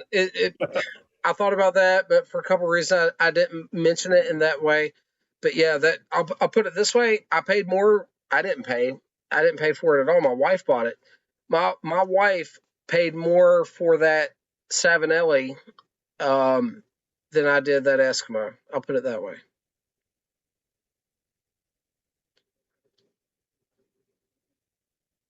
Look, Baron, I don't want to turn anyone off from Savinelli. I'm a huge Savinelli fan. I actually have an estate Savinelli Bing's favorite on the way that'll probably be here Monday. I'm a huge Savinelli fan, which is why I think they need to do their part to put out good merchandise. Don't want to turn anyone off from it. This is my experience. Law of averages says if you buy a brand new Savinelli right now, yours will be good. That being said, there's people in the chat right now that I'm not going to mention their name that has had problems with new Savinellis in this same. It's not just Savinelli. Smokestash had a problem with the Peterson one time. He said the whole stumble was just off, carved off wrong. And he had to go through that shit with the smoking pipe, and Peterson finally got hold of him and straightened it out for him. Lukester, let me know once you get into it. Guys, I'm not wanting to turn anyone off from Savinelli in any way, but what I am wanting to do is bring the issue, just the truth as it lays, without my judgment on the truth, under the sunlight, right? Light is the best disinfectant. I want to bring the issue up, and hopefully it can get fixed, because if we don't mention it, there's no incentive for anyone to fix these problems. That's all I'm wanting to do. Yeah, and I'll echo what you said, Dakota, because I had the same problem with mine, but I love my Savinellis, and I have a ton of them, you know, and it, you know, I don't want to dissuade anybody either. I agree with you on that 100%, you know. I love them. They're great, but it's something recent, and I don't know if it's an ongoing thing. You know, it's happened, but if people aren't aware, you don't know, then you freak out a little bit, you know. Well, but look, they should be. I'm a content creator, so I had a new pipe. I showed everybody my new pipe. I had an issue with it. Hey, this is content. I can talk about the issue I'm having with my new pipe. This is how it started, and it snowballed from there. So I talked about the issue I'm having with my new pipe. I could have kept it quiet and did this all, but you know, it's content. So I talked about it, and you know what happened next? A lot of people commented saying they were having the same issue. I had several people email me saying they had issues, and I'm like, hey, I'm going to keep rolling with it and see where this goes. So I contacted Smoking Pipes, where the pipe was purchased from. Obviously, I posted the email, like went through the rigmarole to see where it naturally ended. And at least in my opinion, I'm not satisfied with any of it. I'm not satisfied with Savinelli and what they're currently producing, at least the percentage of pipes that are complete duds. I'm not satisfied with the customer service from Smoking Pipes. All of it across the board, I want to shed light on, just to be completely frank, because I want to see everyone do better. I want to see the Savinelli as a historic company that produces, in my opinion, the best Italian factory pipes that are commonly available. I'd like to see them continue that heritage of putting out great pipes, and Smoking Pipes being one of the biggest retailers out there, I'd like to see them have the customer service that backs up their products. That, you know, their parent company is the sole importer for Savinelli pipes into the United States. So across the board, I'd like to see everybody do better. And if it means me putting my neck out on the line as a content creator, or I'm not going to make any friends within the industry for pointing this stuff out. That being said, someone needs to, because anyone that pays $150 for a factory pipe expects a pipe ready to go that is going to be a good smoking experience. And I think anything less than that is not acceptable. I'm with Baron. Just buy old estate pipes. Find that Jerry and Briar and clean them up, smoke them. Yep. Or like I was saying, when, like I talked about with like Dial and Brian, don't be afraid to try some of these new artisan guys, because I'll tell you what, they'll stand behind their stuff because it's their name on it. If you have an issue with any of these pipes you get from these, these artisan carvers, they're going to back it up, because they know, hey, that's my name's stamped on it. It's not a big corporation that's pushing stuff out and going, hey, we're playing the game of numbers, and that kind of stuff. And like I said, there's a lot of these newer guys out there that make real high quality pipes for really affordable prices. I know a lot of people get scared off because you start looking at some of these big famous artisan makers, and there's guys out there making, $1,500 pipes and $600-700 pipes, but you can find a lot of really good artisan carvers out there that make pipes for the same price as you're buying your 7 Petersons or less. for. Or less. Yeah, I can tell you firsthand, or less than a new factory pipe, which is incredible. So we got some good comments in here. I kind of didn't want to take the issue as far as I did, but if telling the truth is offensive, then look in the mirror. And that goes for companies, brands, people that's pulling the slack for these guys. If the truth hurts, bear it, and if the shoe fits, wear it. Right. Especially if you went to them first. You didn't just go straight online and start bitching about it. I did. I've been diplomatic and polite, and I never, you know what I mean?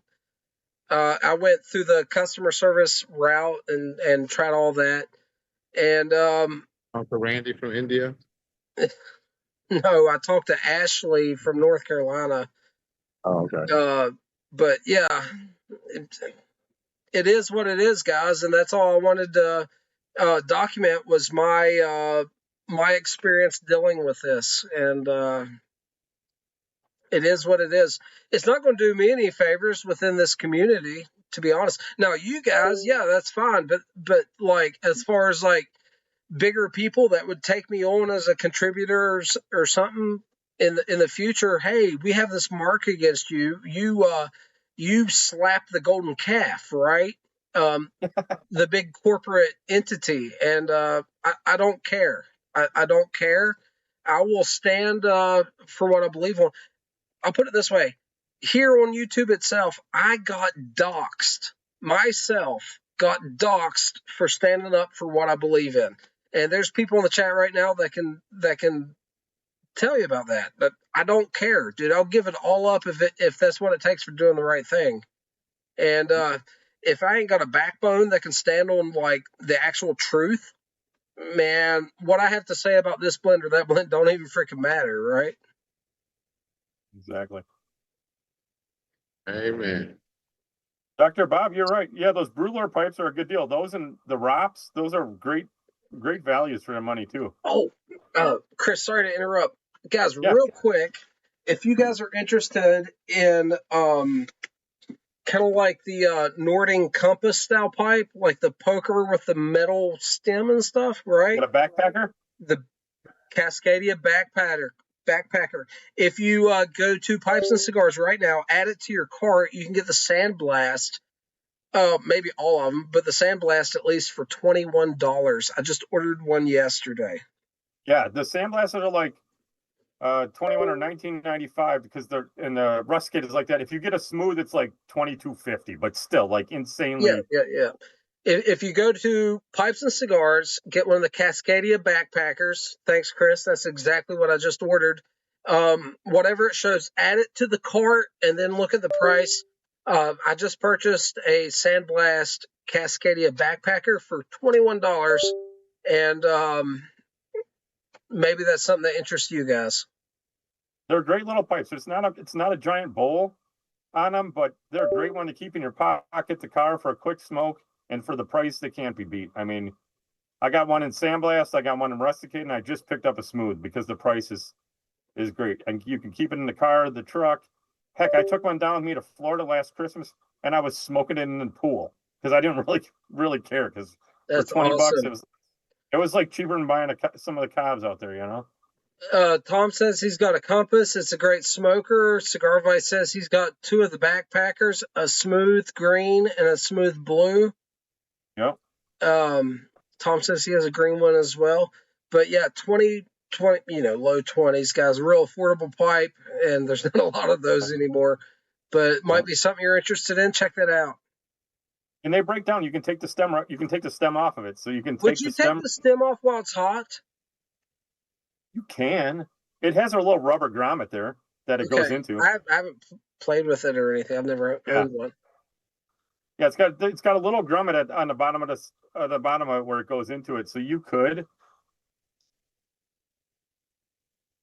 Cigar Vice says definitely the lightest pipe he has. Oh yeah, I mean you can clench that thing up and not even know it's there. It's because it's so short too. It's just a little stubby thing. Well, I was interested in a while back, maybe like a year ago, the Pipes and Cigar podcast, whatever it was called, that Russ Ouellette had before it stopped. Russ Ouellette did a little like expose speaking of it. I was like, that sounds handy. And they were like $50-$60 at the time. And I thought about buying one, and it's always kind of been in the back of my mind. And when someone mentioned to me that you could add it to the cart and get it for like $20 now, I was like, okay, I'll check it out. So for $50, I'd get the Compass. The Compass is a little bit nice. It's a little bit bigger bowl too. How much are the Compasses? They're about $50. That's not bad. That's not bad. No, they're really nice pipe for $50. So if you want something a little bit bigger bowl, I'd say go with the Compass. But if you want a quick pocket pipe that you can just knock around and not worry about, and like I said, you can break it down. You can take that stem off and have them 2 pieces and store it away like super easy. And for $20, literally, like it's the most expensive one's under $23. That's handy. That is handy. Come on. For a briar pipe, you know.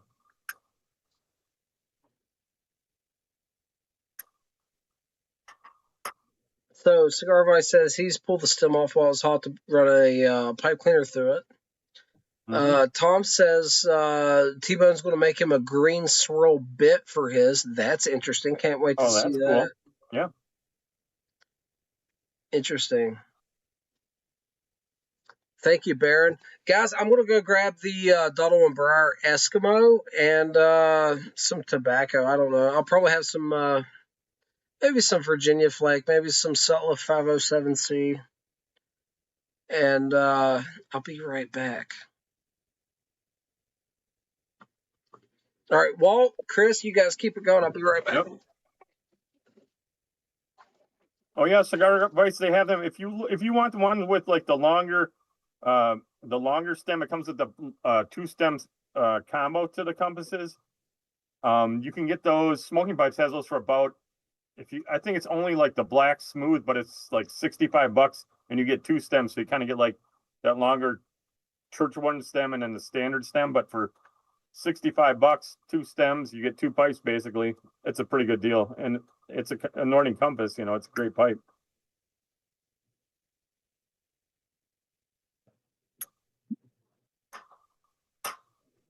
Well, what is that blend that you got? That HH1? Which one? The Knotty Pines? Knotty Pines. What kind of blend is that? It's a Birdie, Latakia, Red Virginia, cake, already aged. And it's one of those HH1s because you love all them. Yeah, Hurton Homes. That's what I meant. That's HH. Hurton Homes. Yeah, this was from 2022. Nice. It's their slow age series. Very good. Man, I'm smoking a Snow Demon from Nile of Nine. How's that? It's a real good, I mean, it's from Big John. It's awesome. Yeah. They're all awesome. I don't know why. It's just the thing to say, I guess. How is it? What is it? Virginia aromatic? It's an aromatic. It's kind of I mean, I guess you'd call it like a sweet English.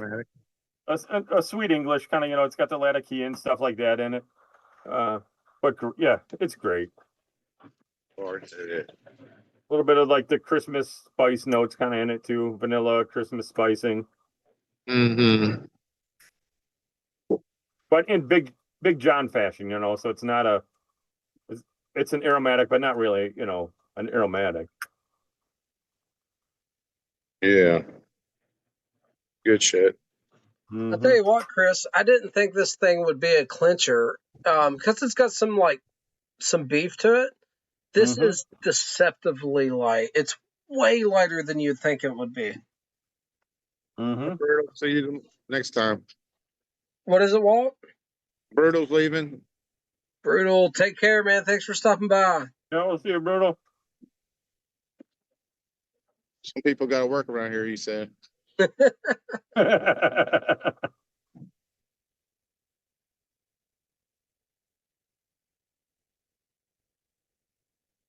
Luke's here smoking some Haunted Bookshop. I'm He's shocked. filling in for- I bet, let me see. My fortune telling's feeling strong. I bet he's going to smoke it in a 673. I was gonna say he's filling in for Hunter. Exactly.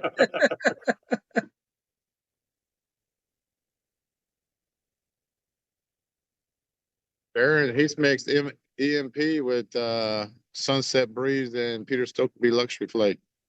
Oh, wow.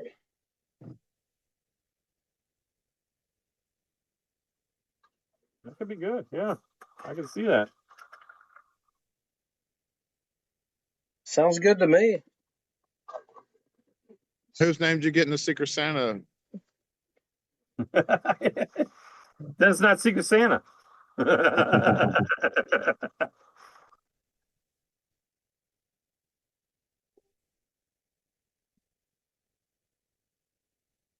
Well, you sneaky guy. Oh, Baron, I love the VSG. My favorite shape is the Illusion. It's not quite Lancero, but almost. But I've had all of the VSGs. They are a fantastic cigar. If you guys haven't had that one, if you get the chance, the Ashton VSG Virgin Sun-Grown is a really, really solid cigar. That's another one that everybody's seeing. They'll think it's dark. That's going to be super strong, but it's a great smoking cigar. Yeah, it's not that strong. It's super flavorful, though. Well, back in the day when it was released, because that cigar's been out forever, when it was released compared to what was out there, was kind of a strong cigar. Compared to what we have now, not so much, but I think it is really elegant, really flavorful, just a fantastic smoke. Leaf and Briar's in the chat. Good evening, sir. He just finished up a cob full of Christmas cheer from Southern Roots Pipes. Man, that does sound good. I had some Christmas cheer last night. We recorded the podcast. That'll be uploaded in the morning, guys. That's Brothers of the Pipe podcast, man. My brother, The Pipe Hunter, and you can find that on Spotify and Apple Podcast. Very, very, very good cigar there. This is a different Christmas cheer than you had. Oh, I thought he was talking about the pipe brand. That's the tobacco. Maybe I misunderstood. Yeah. I didn't realize that, Walt. Thanks for letting me know. Yeah, Southern Roots blend. Southern, he makes good blends too, Southern Roots. I don't know that brand. I'll have to check them out. Yeah, I sent you some. You sent me a lot, Walt. I sent it to your wife. It was a goopy one. Oh, the Gunslinger? Yeah. Gunslinger 3. I didn't realize that's who that was from. And I did ask you. You did tell me. Okay. Yeah, I haven't tried that yet. Those are good, Walt. You know, I like those Gunslingers. Yeah. You just got to dry them a little bit, but they're good. Yeah, he sent it to me in Malar, and it's still they're always fairly wet. Fairly wet. Yeah. That Malar, man, it doesn't let any moisture out. It'll keep... leave it in there. Yeah, it'll keep that moisture in there. It does great. Is My Father the Judge. Baron's talking about My Father the Judge. One of my favorite My Father cigars, and My Father's at high up on my list. It's a great cigar. Blackened M81 by Drew Estate. It's a great smoke. Big fan.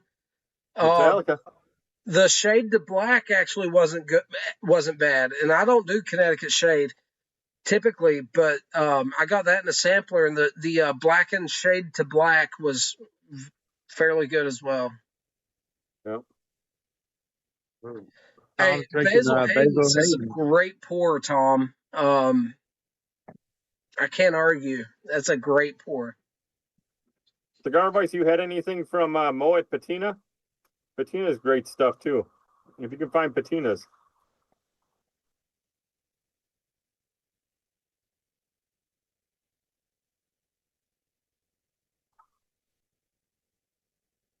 There's the Eskimo.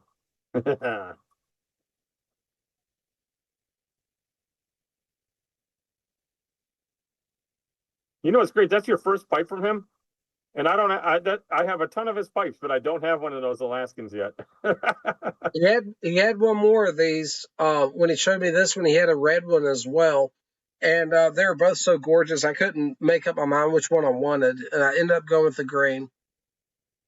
But yeah, beautiful, lovely pipe.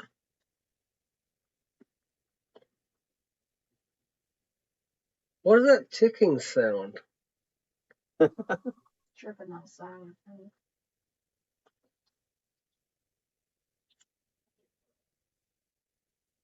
And beside it. Yeah, he's building up his inventory for the Chicago show, and he's torturing me because he's not even showing them to me. I have no clue what he's got stashed away. And he's like, I got some real good ones. And I was like, you're not going to show them to me. You're not. He's like, well, you get first pick in Chicago. I'm like, man, that's like the end of April. I got to wait.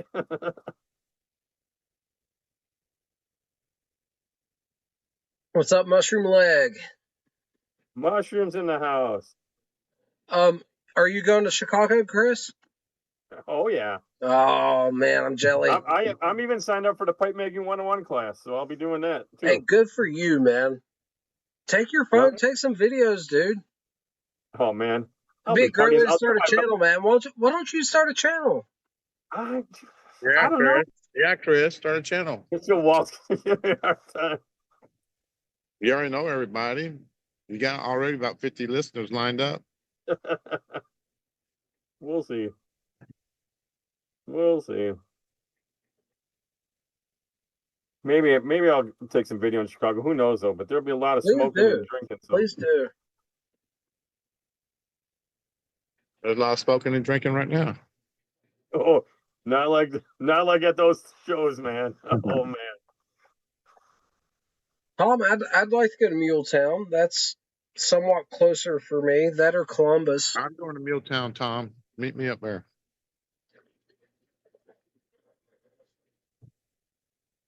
I've never been to a pipe show. I keep telling you guys, just come to Chicago. I've never been to a pipe shop. I've been to a couple cigar shops that have a couple pipe stuff. Pool, man, you got to start out shallow. No, you go to the deep end. Jump in. Learn to swim. Jump in the deep end, man. I don't even leave the county much. You know what I mean? I know. I was talking to Kyle from Nova, and I was like, "Hey, buddy, you should come up to Chicago, man. It'd be great to hang out." And he's like, "Man, I've never even been on a plane." Kyle's great, man. He's been so good to me. I'm a huge fan. I'll plug him right here, man. Everyone check out Nova Pipes and Tobacco. They have all the HU blends in stock. They have a lot of the Wessex stuff in stock. Go check him out, man. Kyle's great. And his prices are phenomenal. Samuel Garwood in stock right now? Yeah. His prices are competitive with the big corporate giants, man. So, you know, if you're going to order something that he has, why not support the small man? Absolutely. And pipes and tobacco. On his pipe price, you look at it like his prices when he gets his 7Ls and stuff like that. And they're all the same. Very competitive. Help the small guys out. Don't go after big corporation. And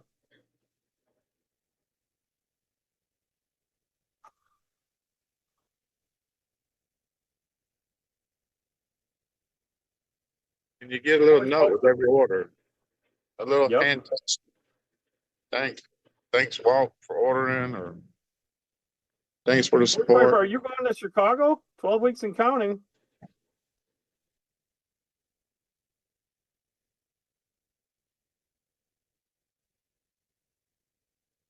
Yeah, Kerry says he's great. I had guys from the pipe show texting me stuff. I'm from my pipe club, texting me stuff from Nova. I was like, man, I've been following him. I was telling y'all about him a while back. I just didn't listen.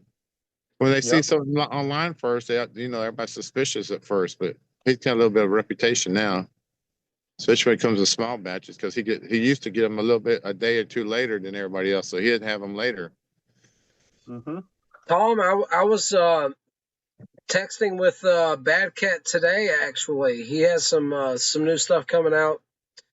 He might be sending me here soon, so I might be able to review some of that. Actually, one of the blends he's supposed to be sending me is not for public review. It is that wild and crazy I can't even discuss it, guys. But if I am ever able to talk about this crazy blend, I would love to. I haven't tried it I yet. wish I lived closer to him so I could get that stuff. Oh man, he's gonna send me something wild, crazy, insane. I can't even. He's like, it's not for public review, which means I can't even discuss it here, right? But holy cow, he someone put him up to this. He created a very silly blend that I'm looking forward to try. Baron's asking if anyone ever goes to Boswell's. I have not. My brother, the Pipe Hunter, if you guys aren't subscribed to him, you might as well go over to The Pipe Hunter on YouTube, subscribe to him. He does actual tobacco reviews. I just hobnob, as it were. And he knows what he's talking about. I do not. But yeah, he's been there in person a lot. I've done a lot of business with him online. So yeah, I love Boswell's. Have not actually been there.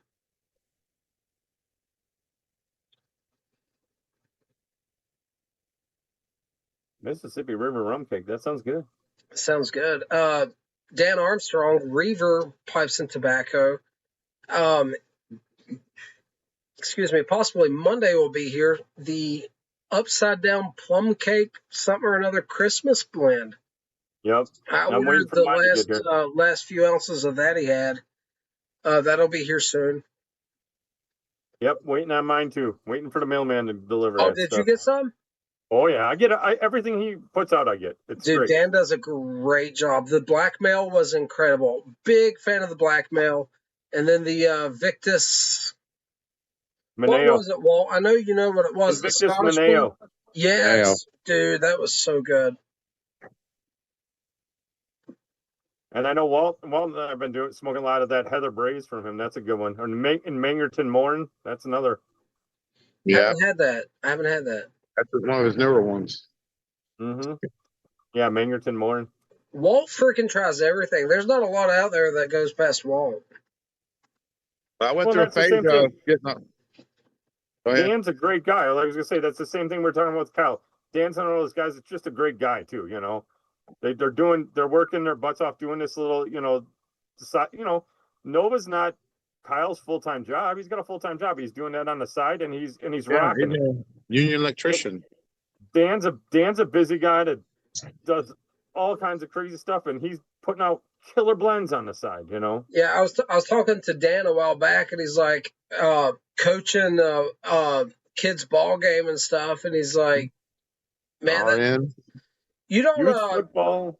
You don't go very far in the pipe stuff if you're not in it because you love it. Any kind of fakery, anything like that, it's going to show. You know what I mean? Yep. If you're not in love with it, you're not going to make it very far. And the people that are in love with it, it shows. And like we're doing right here, we're going to lift them up and tell everybody about them.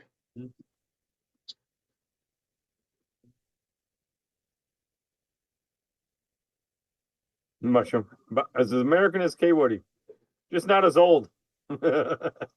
What's that? He said I need a Boswell pipe as American as K Woody.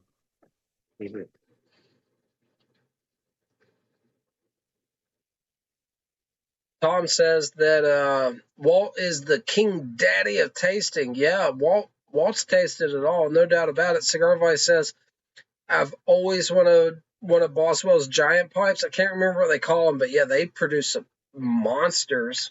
Mm-hmm. Yeah, Baron Malcolm's a fun guy to listen to. Yeah, I like Malcolm as well. He's got one little audio book on Audible, and it's like excerpts and stuff. I wish he had more available on audio for me to listen to. He does a lot of poetry and stuff. Yeah. What is it, Walt? poetry. Don't he do poetry and stuff? Yeah, He does live yeah, he events. sure He reads does. poetry. He sure does. And that's like mushroom, like that's like some ASMR for you too. Just listen to that guy talk, you know?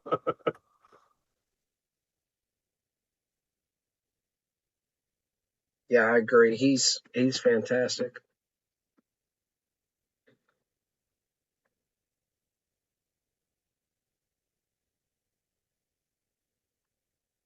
I do love to read. I don't get to read print as much as I would like, but I listen to a lot on audiobooks at work. It's like it's embarrassing to say that though, you know what I mean? Because like reading is something I've loved my entire life, respected, held it in high regard, and I love books. What can I say? It's just hard, you know, like you said, to find the time to be able to sit down and dedicate that time to reading. Whereas the audiobooks are great because you could be out mowing the lawn or at work and you can kind of, you know, still enjoy it without having to set that time down to read the actual book, you know? Yeah, a couple months ago, one of my favorite authors, like in one particular genre, put out a new book, and I reserved it and bought a autographed copy hardback, and I also bought the audiobook. Listened to it on audiobook. Haven't even cracked the actual autographed hard copy, but I have it. You know what I mean? Mm-hmm. Well, Tom, look, don't give me a hard time, but I like picture books. All right. I'm trying to think of what the heck was that book that I read, the series I read. I'm gonna go look that up. Mushroom Leg just nailed it. Yeah, we need to get him as a narrator. Malcolm? The Dread Tagger, yeah. No, the Dread Tagger. What's his name? I can't think of his name. He works at Boswell's or one of those shops. Lukester, so a little while back, the complete works of Sherlock Holmes was on Audible, like extremely reasonably priced, and it was narrated by that one English gentleman that played Sherlock Holmes' brother in the newer films. But yeah, really, really good. Richard, yeah, Richard. All right, Dakota, here's a book that's probably up your alley. And I think it took place almost in your backyard or where the setting is. It's the first book is 1 Second After, and it's by William Forstchen, and it's great. I've read it. Yeah, I've read it. Yeah, it's great. All the series, I love those, man. Well, I listen to audiobooks. I'm a prepper / survivalist type guy, so like survival fiction. That's why I figured you'd like that book. Yeah, it's an actual genre I've delved into. Yeah, no, I'm very familiar with that book. It's very good. Yep. I'm a licensed ham radio operator, deep into firearms and training and hunting, fishing, wild edibles, all the stuff. Yep. Go pretty deep into all of it. Yeah, Porch Piper Tom brings up T-Bone's book is out, available on Amazon right now in Kindle, paperback, and hardcover, if I'm not mistaken. Tom put the name of the book in, but it's T-Bone's story about his road to sobriety, if I have that correct. T-Bone being the son of the Fistful of Briar, father and son, here on YouTube. But yeah, he published his own book. It is available on Amazon, and I can look it up if Tom doesn't put it in the chat there. I don't recall the name of it at the moment, but yeah, it is available on Amazon. Porch Piper Tom's got a video on it, and Fistful of Briar, I'm pretty sure, does as well.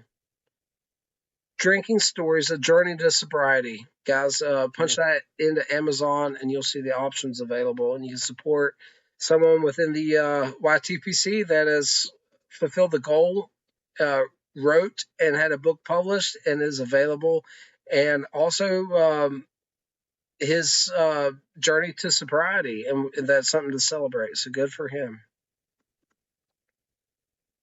Absolutely. Carrie says she plans on reading it on her Kindle. My wife has a Kindle. I've never played with one.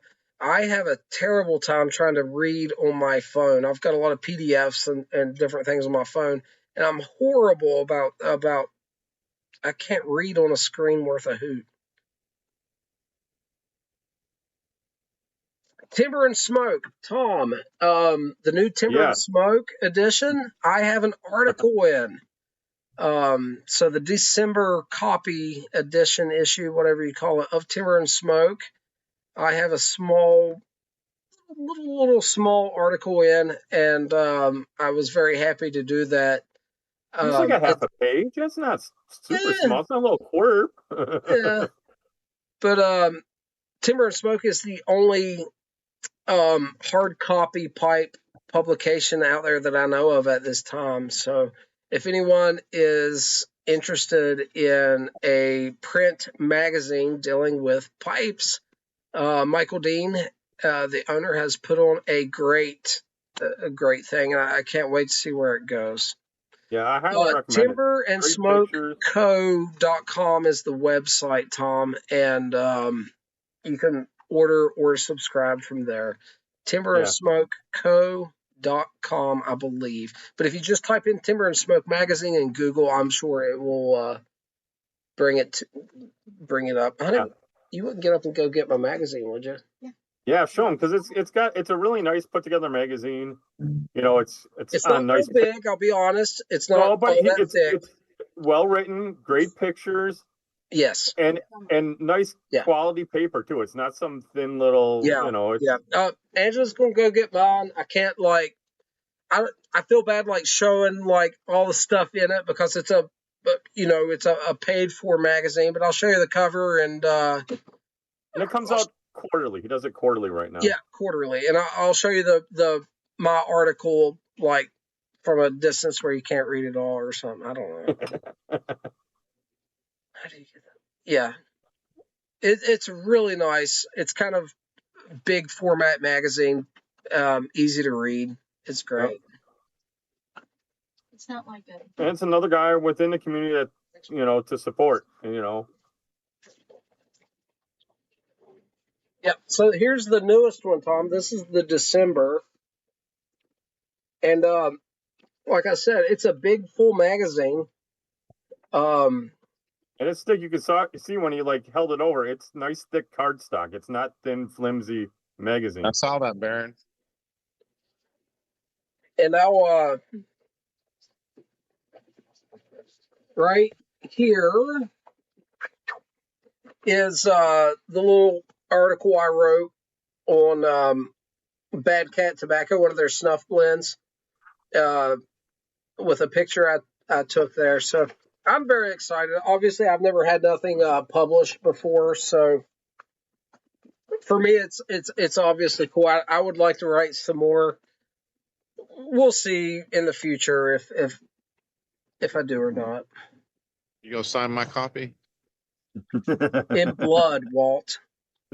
You get that Eagle Rare to me, you know what I'm saying? I'll do all kinds of crazy things for you, buddy. All right.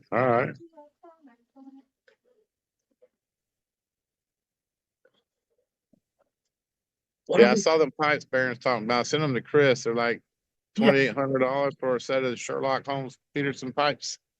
Walt sends to me. He's like, buy these, and I was like, sure.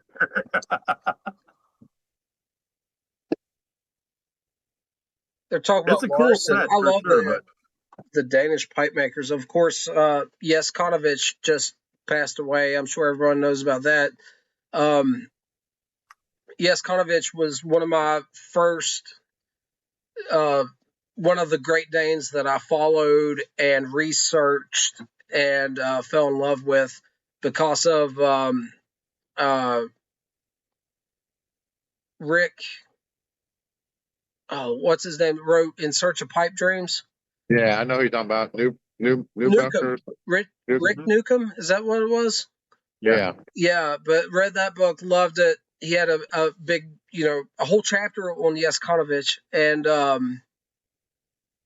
absolutely fell in love with his work. Been following him, and sadly, he just passed away.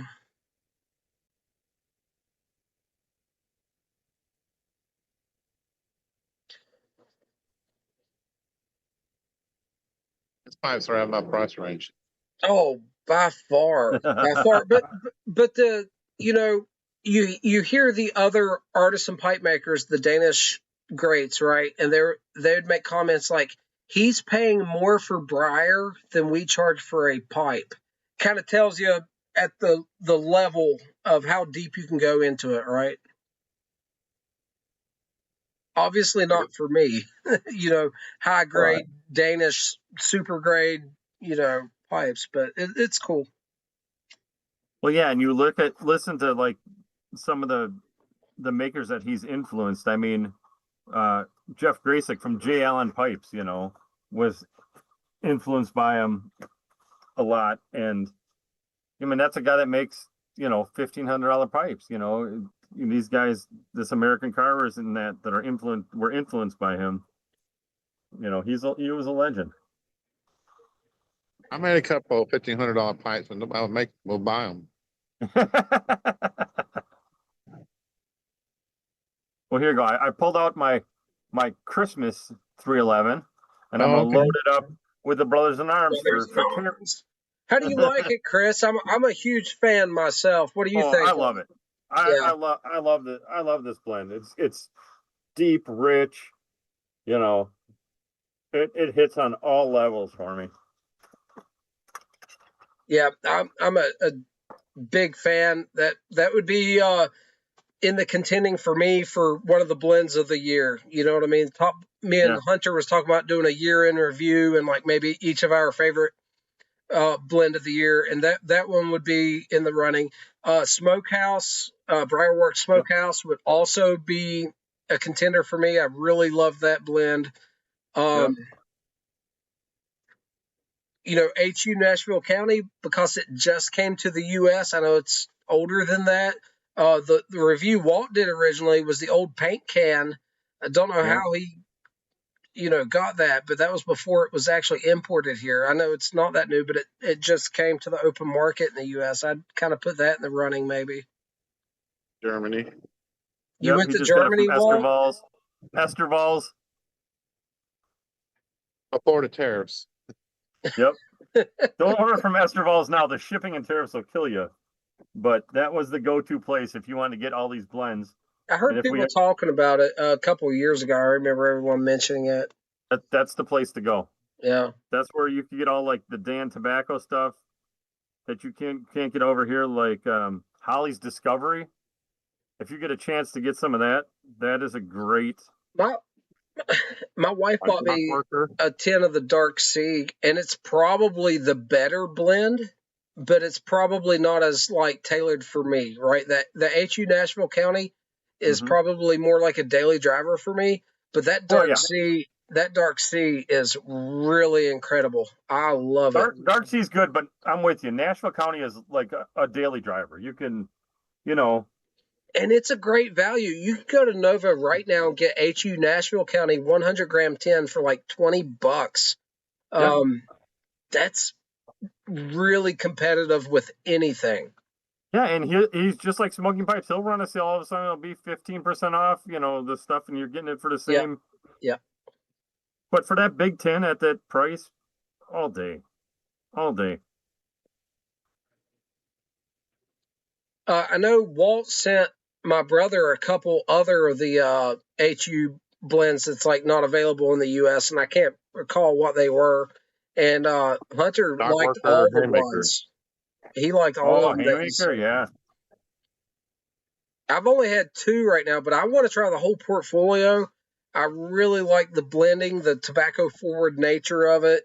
And on top of that, all of the stuff coming out of Germany, all of the Solani Wessex, which is still, it's all cap or however you say it, but I want to try them all. The German pipe tobacco right now is really hitting like on all cylinders for me. Agreed.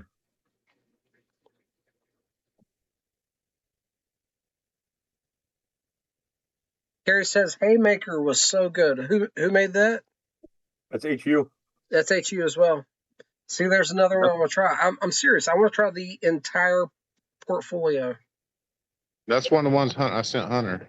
Okay. Did he do a video on that one, Walt, or do you know? I think so. I did Okay. Dock Worker and Haymaker. Dock Worker was one. Yep.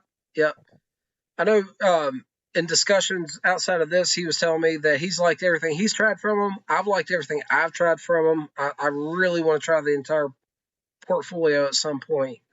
Really enjoy it. I like their Louisiana. That's their vapor, and that's a really good one for people that even aren't like really into Perique. It just smokes really smooth, but it's got great flavor. You get that sweet spiciness of it, the tang, but without being overpowering, for people that aren't really into Perique. It's a real good one for that. Okay, I'll keep that in mind as well. And that's another one that's super cheap. It's harder to find because it sells out, but it's worth picking up. Baron, I have not. I don't know. Maybe someone else can chime in here if you've had that. What's that? Preben Holmes or Wade Freehand, and how do they smoke? Oh, yeah. Ben Wade's or Preben Holmes pipes? Yeah, they're great pipes. I just sold one. Should have bought it from Walty, but it gave you a heck of a deal. Yeah, $60. Oh, you sold was it a Ben Wade or a Preben Holmes? It's that weird symbol. It could have been either one of them. It could have been Eric when he worked for Holmes. Yeah. Walt only has one pipe right now. I'm wanting to buy off of him. Well, I'll tell you what. Whoever bought that one for $60 got a great deal from Walt. Man, you got that one Bulldog with the band that's just freaking gorgeous, dude. I can't remember who you told me made it. I know you did tell me because I asked you, but it's a beautiful pipe. It's a weird brand. It's nothing famous. It's like silver band or something like that. Yeah, it's beautiful. Beautiful Bulldog.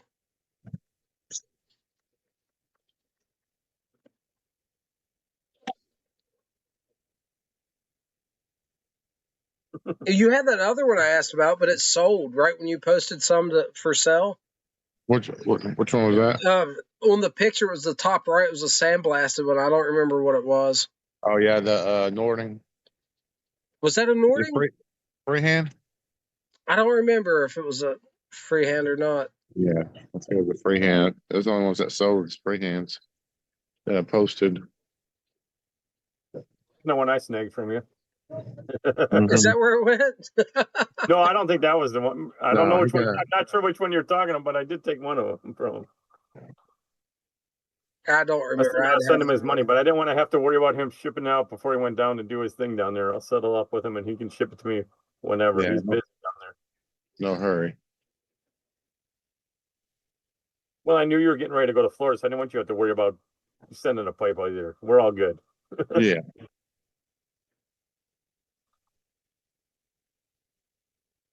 How much longer are you going to be down there, Walt? I got one more week. I fly out Friday. Gotcha. Then I go to Virginia that following Monday. Good Lord, man. At least that's closer to home. Yeah, it's like 3 hours from home. Yeah. Are you driving up to Virginia? Yeah. Yeah.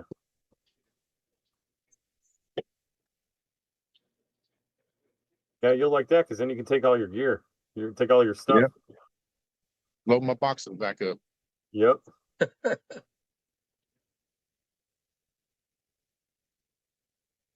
Then we'll see Walt back in the hotel room like the good old times. Yeah. Like a normal person. No naked kids by the pool. Yeah. That's two out here right now.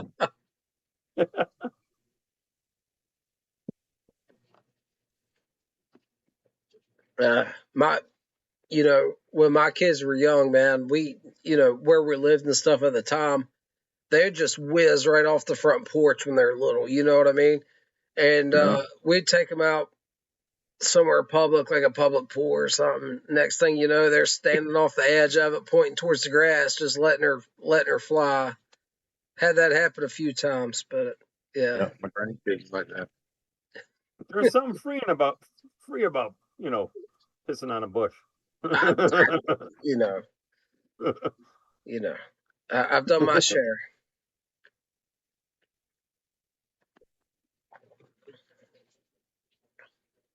Oh, League's in the chat. You made it. If anybody else wants to jump in here, the Zoom link is pinned at the top of the comments. I've probably got a few more minutes in me if anybody wants to jump in here. Yeah, guys, jump in. Walt and I can jump off. It's no big deal. Yeah. No. We can do 4 before the video starts like minimizing and who's speaking tries to pop up and it gets all weird. I'm just trying to encourage a bunch of them. Take a shot. Tom says, me too, still do. That's right.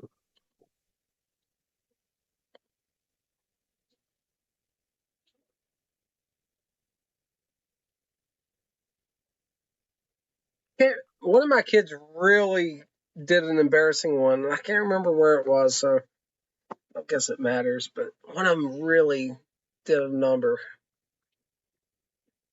But when they're real little, you're always like, all right, go around the corner and do it over there. But when they're real little, they don't care. They just drop them down to their ankles and go wherever, My nephews up at my grandma's house, not my grandma's, their grandma's, my mother's house, watch my kids while I'm at work and stuff and get them off the bus. The bus stops there.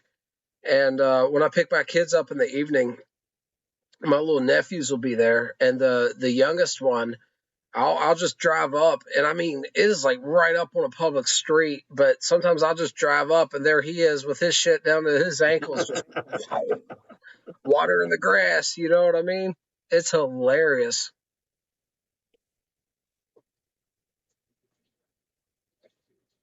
He's wild too, man. That young one. They're so funny when they're that age. They'll just come up and they're that high.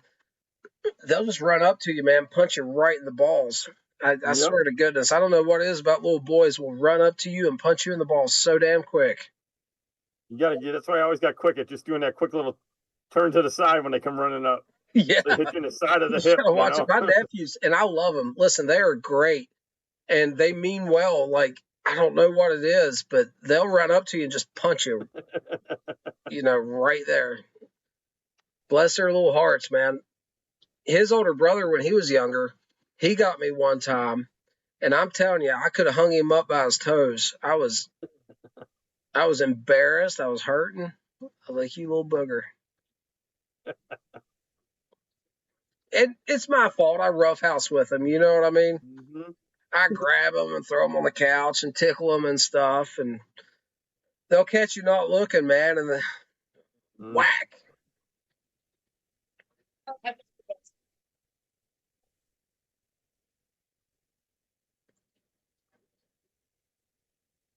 I got a guy at work, related to little kids, but different. I got a guy at work who was telling me a few weeks back, he tripped over a baby gate the night before, and he actually had a little pump knot on his head. And I'm like, listen, dude, you might think I'm joking. Those baby gates, they'll get you. I was like, you got to respect those puppies. They will mess you up. He's like, ha, ha, ha, ha. You know what I mean? Well, last week he missed a day of work and shot me a message. He's like, hey, boss. He's like, I'm in the ER, yada, yada, yada. And next day he comes to work. He's got this huge cast on his hand, all this stuff. I'm like, what the hell happened? He's like, man, I tripped over that baby gate. And he broke like several bones in his hand and wrist. He's got like screws and stuff in there now. And I was telling him, I was like, dude, you got to watch those baby gates. They'll mess you up. I'm telling you, yeah, anybody that's ever had a baby gate, you've tripped over it at least once. Oh, there's no getting away. It's just a fact of life. I got short legs and I wear heavy boots. I've done it more than I should have. Yeah. And Dr. Bob says there's a lemon tree and a rose bush out back he keeps alive. Yeah, Carrie says those damn child gates are the worst. Yeah, I've had.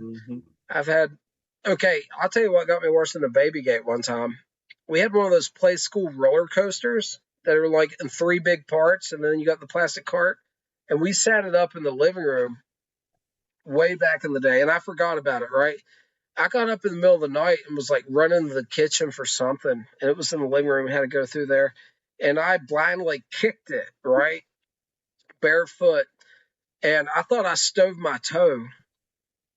And, no one heard me. I'm in the floor rolling around trying to catch my breath, And finally, I wipe the tears and I go to bed. The next morning, I'm getting up to go to work, and I'm trying to put my foot in my work boot, and it won't fit.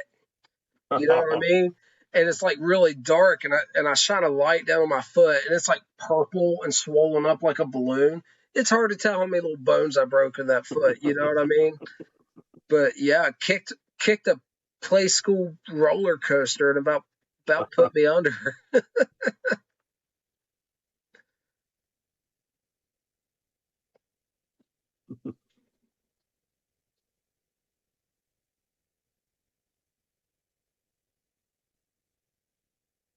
Gary, what did you end up smoking in your 311? What you loaded up with? I know she was talking about that earlier.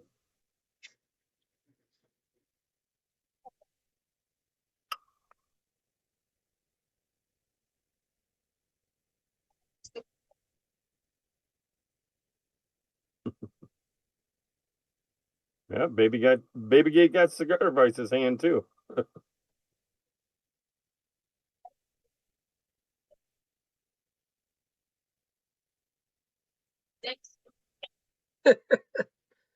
Cigar Vice been there as well. Mm-hmm. It's real, man. It happens.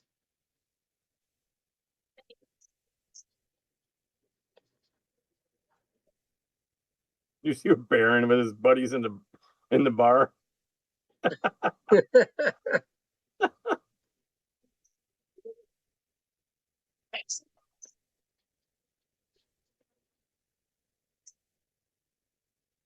Oh, nice, Carrie. Very nice.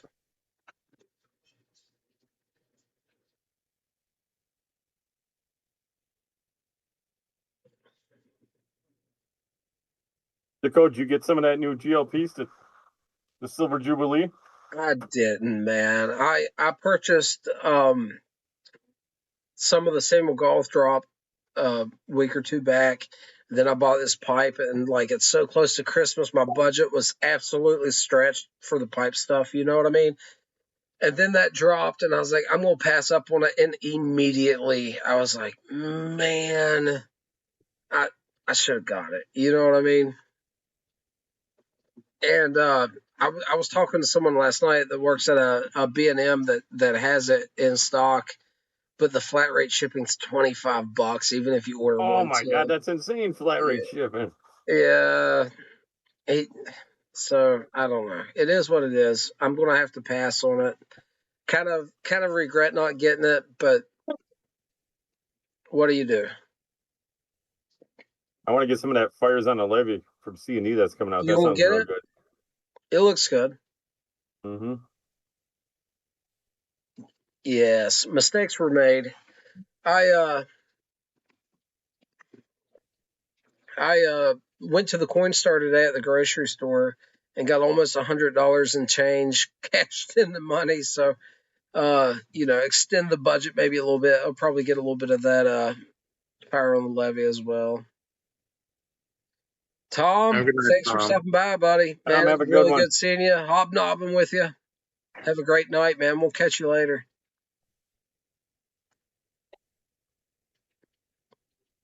Yeah, I'm hoping. I talked to Nate Davis from K-Woody, and he usually gets that stuff for his reviews from from them early, and he was going to let me know about that Fires on the Levee. It was supposed to show up today, so he's going to try to give me a sneak peek and let me know how many to try to stock up. If it's worth going deep on or just grab one. And yeah, I like him, man. He does a great job.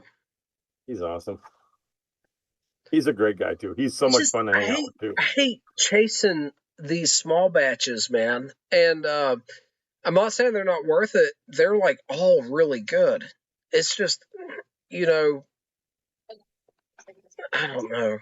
You end up buying them 2 or 3 times a month, every month, and it's like no end Well, in sight.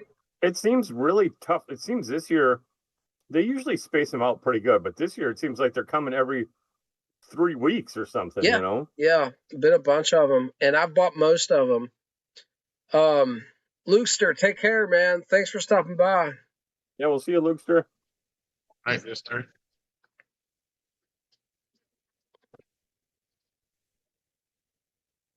Yeah, Cigar Vice, I'm with you. And it's not that it's not great tobacco. It has been every time. I think everything I've ordered from C&D this year, as far as small batches go, was, and I know, I guess this isn't exactly as far as the GLP stuff wasn't exactly a C&D small batch, but he followed the same format, right? 10,000 tins being made, and it is produced by Cornell and Dill, although it's not a Cornell and Dill small batch. It's a 25th anniversary blend. But yeah, I passed up on it and instantly regretted it. That's how it goes. Well, and it's tough, right? So the whole point with those is it's all to get around the FDA rule, you know? So that's why they're limited number of tins. Right. You know? So that's the tough part. You know, like a lot of people get frustrated with it, and I get it. They're like, well, why don't you just make more? And it's like, well, they can't make more because of the laws. You know, that's never discussed. There's plenty of people, I'm sure, are aware of that. That aspect of it never gets discussed. As far as like FDA regulations with pipe tobacco, never gets discussed in pipe media stuff. Hardly ever. Everyone's scared to mention it. It's something to just, you know, take into consideration when you're getting frustrated that you can't get it, or you know, lots of people get real, like I was talking to Kyle and he's like, I feel real bad because everybody gets real pissed off and I put like a limit of 2 tins. He's like, but like, he's like, I'm like the second top distributor of this stuff in my area, my region. He's like, and I get 30 tins. Right. You know, like, yeah, he wants to make sure everybody gets some shot at getting a tin of it. Yep. So he tries to do the best he can. And that's what lots of these small shops do. So everybody gets frustrated. I told Kyle the thing that hurts is that smoking pipes let you get 15 of them. If they'd cut theirs back to 5 or 2 or something like that, more people could get it. Well, here's the thing, too, that people don't understand. Smoking pipes, if out of that release of 10,000, so like this last release of 10,000, smoking pipes held 8,000 of those tins. That's how many they had to sell. At least. Everybody else, that means 2,000 got distributed. Every other B&M. Yep. And your allotment of what you get is real silly. People don't realize that for these B&Ms or these shops to get it, they have to purchase X amount of pipes, not tobacco. That's right. Not CD blends. They have to buy X amount of pipes from LaDC to be able to get these releases, which is another thing. Smoking pipes makes the same amount of money if they do a 300 tin limit or a 5 tin limit. You know what I mean? They're going to sell out of everything they get. It's a matter of time. They have no incentive to like spread out the love a little bit further. It doesn't matter to them. So, you know, I said that so like buy a lot of it. Yep. And I said that so everybody can, you know, don't beat up your small shop store, give them a hard time because they're limiting you to 2 of something because they don't get the quantities of it. And they're really just trying to give everybody a shot at getting some. It's really what it is. So, Carrie, I'm going to bring this up because I was like talking up the new From Beyond. I really enjoyed it. And Carrie was getting some harsh notes from it. And she has mentioned several times that she's thinking it needs to rest for a little bit. I'm not exactly sure what her experience was versus mine. For me, I've smoked so much Latakia blends in the past. At the moment, they're just not something I'm going for as a daily driver because I did that for, listen, guys, it's embarrassing. Probably about 15 years, I smoked almost exclusively English or English derivatives. You know what I mean?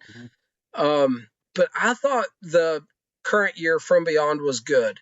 I thought the 2023 was much richer, more robust. I thought this year was a lot more like nuanced and probably more depth.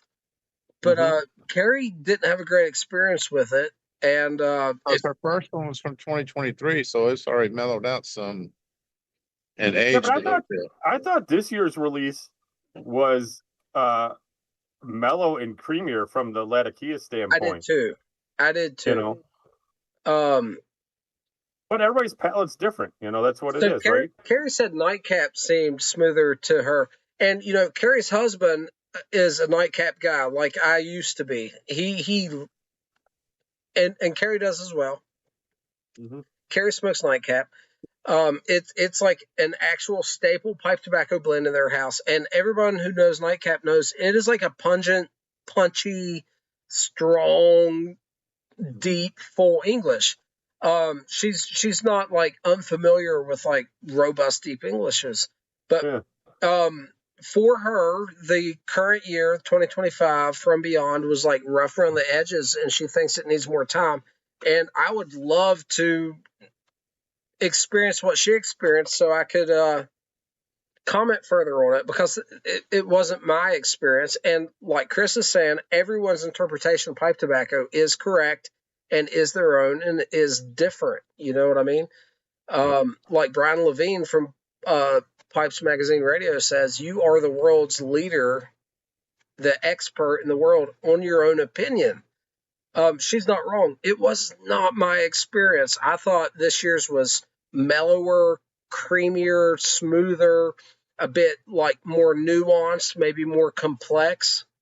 Whereas the 2023 is more punchy. As Walt said, the 2023, I'm not sure how long it was aged before she popped the 10. So I'm not sure that can in make that a difference regard. too. Yeah, it does mellow out for sure, but then it's some, you know, maybe it's some of the Turkish or Orientals in there that are just not agreeing with her that way too. It's like it very well everybody could loves, be. But I'm you know, interested. She's mentioned it a couple times, and it like made my antenna like pop up. I'm like, oh, I wonder what but she's that's like experiencing. Squadron Leader. People love Squadron Leader, and I just can't smoke it. And I it's like it, just but it's a chill. It's a very too. mellow English.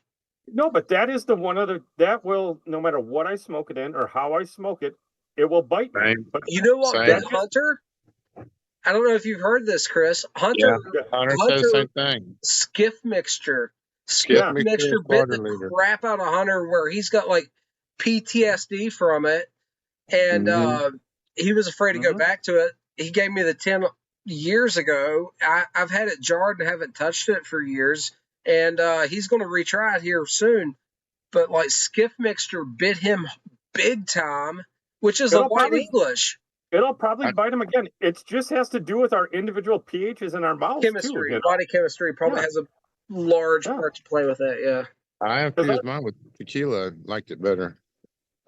Well, and I did that with Squadron. I tried drinking them with all different types of beverages to see if that made a difference. You know. I mean, I put tequila in the mixture.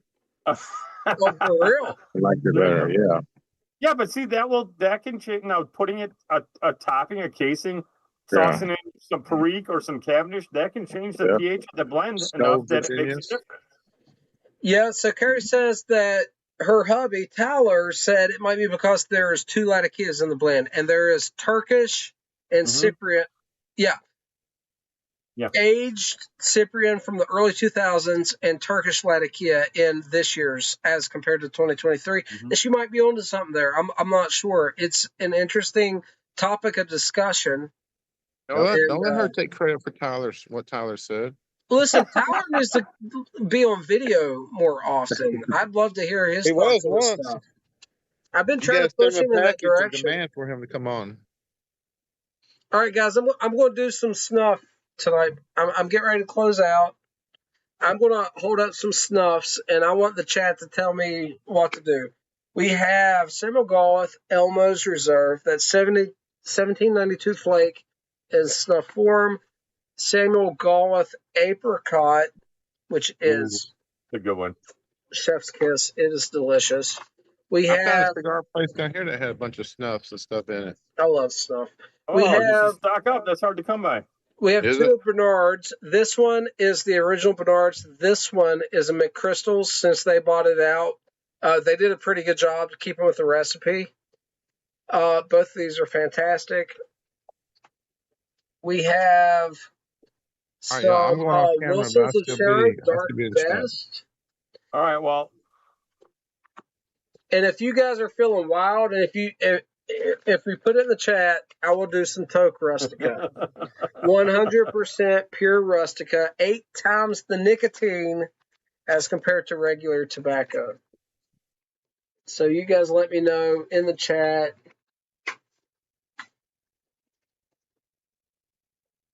I say go for the apricot. Oh, it's delicious. It's. Oh, That's my vote. Walt have to go? He was just going off camera is what he was doing. Okay. He's still in the chat. Check out how beautiful. Nice. I got a box of that Full Virginia. I picked up 2 tins of the 1792 on the last drop, too. What do you think of it? I love it. I haven't smoked it yet. That's why I was waiting to get it. Okay, I can't wait to hear what you think of it. Check out this Full Virginia from 2021, I believe it is. Look how dark this is. I don't know if I've showed this to you yet. This is not that old. 21, 4 years. Look how dark this Full Virginia is. Nice. It's still wet as hell. I'm letting it dry out a little bit. Well, that's how all of that stuff comes out. I know, dude. It's crazy. I love it, though. I really do. I got some new stuff to try. I had some Best Brown Flake this morning for the first time. I really enjoyed that. The Louisiana Flake, I bought it in bulk. It's really good. Oh, Kyle at Nova's got some boxes of that Louisiana Flake in if anybody's looking for boxes of that. All right. Oh, Leaf Rustica's and Briar says, do the Rustica, big dog. So did Cigar Vice, too. All right. Well, Bill said a full tablespoon of Toke in each nostril. All right, guys, this stuff absolutely stinks like a teenager's locker room, like all of the gym socks, and has just an insane amount of nicotine. But we'll give the Toke Rustica a go. Do They're a all lot trying of the to get you loaded Rustica. up. Be a man. Well, where's my manners? All right, gentlemen. Yeah, they're getting you loaded up.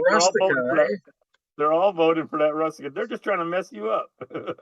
I did this last night, how I ended a Discord call with a bunch of people. All right. I don't think these people that are commenting have had Rustica snuff. I was going to say, I don't think they've done it. They're just like, yeah, do that. And I don't think they know what that experience is. It's one of these things are not like the others. All right. So, can we see that? Mm-hmm.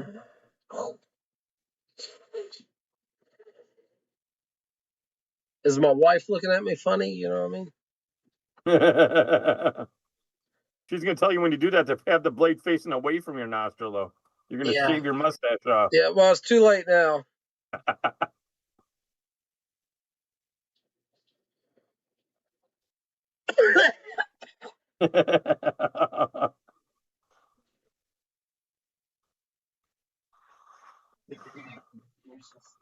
I'm so smart, she says. Rustica. I don't know how you can go to bed after snorting that stuff, though, man. That I'm is a an wake animal, dude. That stuff will wake me up. I had a 5-hour energy right before I went on here, dude. I go to sleep so easy, it's scary. Like, somewhere under my pillow is this like hidden button that says like it's like the shut off button on the PC. But I put my head on that pillow, dude, every night. I'm out. I don't know. It's my superpower. I'm actually going to do some more snuff because I'm an animal. Do the I'm an animal. The avocado? apricot. My wife said do the avocado snuff. Avocado snuff. Now that's a new one I haven't had. Although the apricot would, that is a good chaser to that Rustica.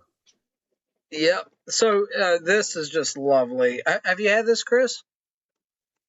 I haven't had that particular one, but I've had an apricot one, and I really do enjoy apricot snuff. Toke has one, I believe. It is quite good. Toke does their flavor stuff really good. Although they have like really weird stuff like bacon and cheese. Yeah. I don't know what's up with that. Yeah, somebody was telling about that one of these live these comedy. He's like, don't do it though. He's like, I did it. He's like, don't get it. I should have ordered some with I've ordered from Toke 2 times in the past year. I should have added some to it. I didn't because it didn't actually interest me. But for the sake of content, it would have made interesting content. It would have been good content. And I'd try any snuff. You know what I mean? Yeah. As far as flavor goes, that Rustica does not taste well. Like it seriously tastes like old gym socks. I'm not joking. Yeah. It's like blue cheese. Cigar Vice says cheese and bacon was horrid. Yeah, he was the guy. That's right. Yeah. Hey, Cigar Vice, send me an email, CaptainBurleySlice@gmail.com. I have plenty of Rustica. I have some little plastic canisters. I can package some up and send it to you, man. I'd love to send you a sample. Shoot me an email, let me know. I'll get some out to you. Just be safe with it. The warning on the Toke website says, warning, excessive use can cause hallucinations and death. So it's a serious amount of nicotine. It's a serious amount of nicotine. Serious. You know, don't dick around with it. But yeah, it's great.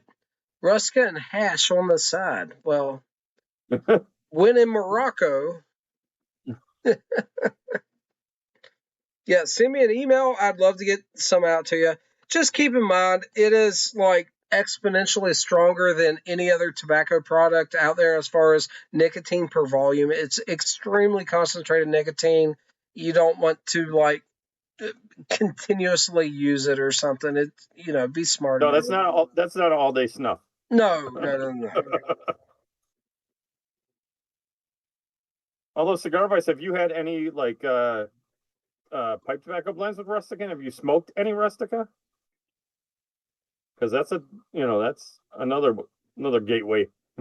Yeah, I'd like to get some HH. If someone had that in their cellar, I'd buy it. Some HH Rustica. I think I got 1 tin of that stuff someplace. Yeah. But I have not cracked it because it's unobtainium.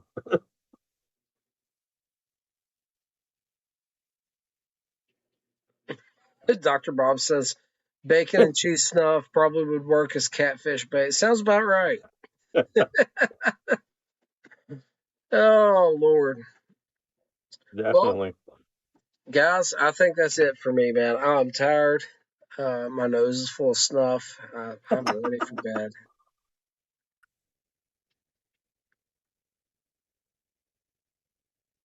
Oh, yeah. All right. Hey, Chris, thanks for stopping by, man. Yeah, this man. is more so than usual been helpful. You know, Hunter's not here. If it was just me rambling, that would get old pretty quick. So, Smoking Crow's Destination Unknown has a little bit of Rustica in it. Okay, Carrie, I'll have to try that one out. Barrett, Yeah, I man. appreciate you, man. Everybody in the chat, it's not just me and Chris up here. You guys are a part of this conversation. Appreciate you stopping by. Walt, Chris, appreciate you for being on camera. Yeah. That's probably more challenging than it seems. If you're anything like me, you know, being on camera it's a thing. It is. Okay. So greatly appreciate it, and looking forward to doing this again real soon, guys. Podcast will be uploaded tomorrow morning whenever I get a chance. I hope everybody stops by, checks that out. Brothers of the Pipe, available on Spotify and Apple Podcast. You know, there's a lot of podcasts out there. Ours is a little bit less scripted, a lot more chill. We don't really do edits. We just have a conversation, me and my brother, talking about pipe tobacco, something we love. So, Everybody, thanks for stopping by. Good night, and can't wait to talk to you guys again real soon.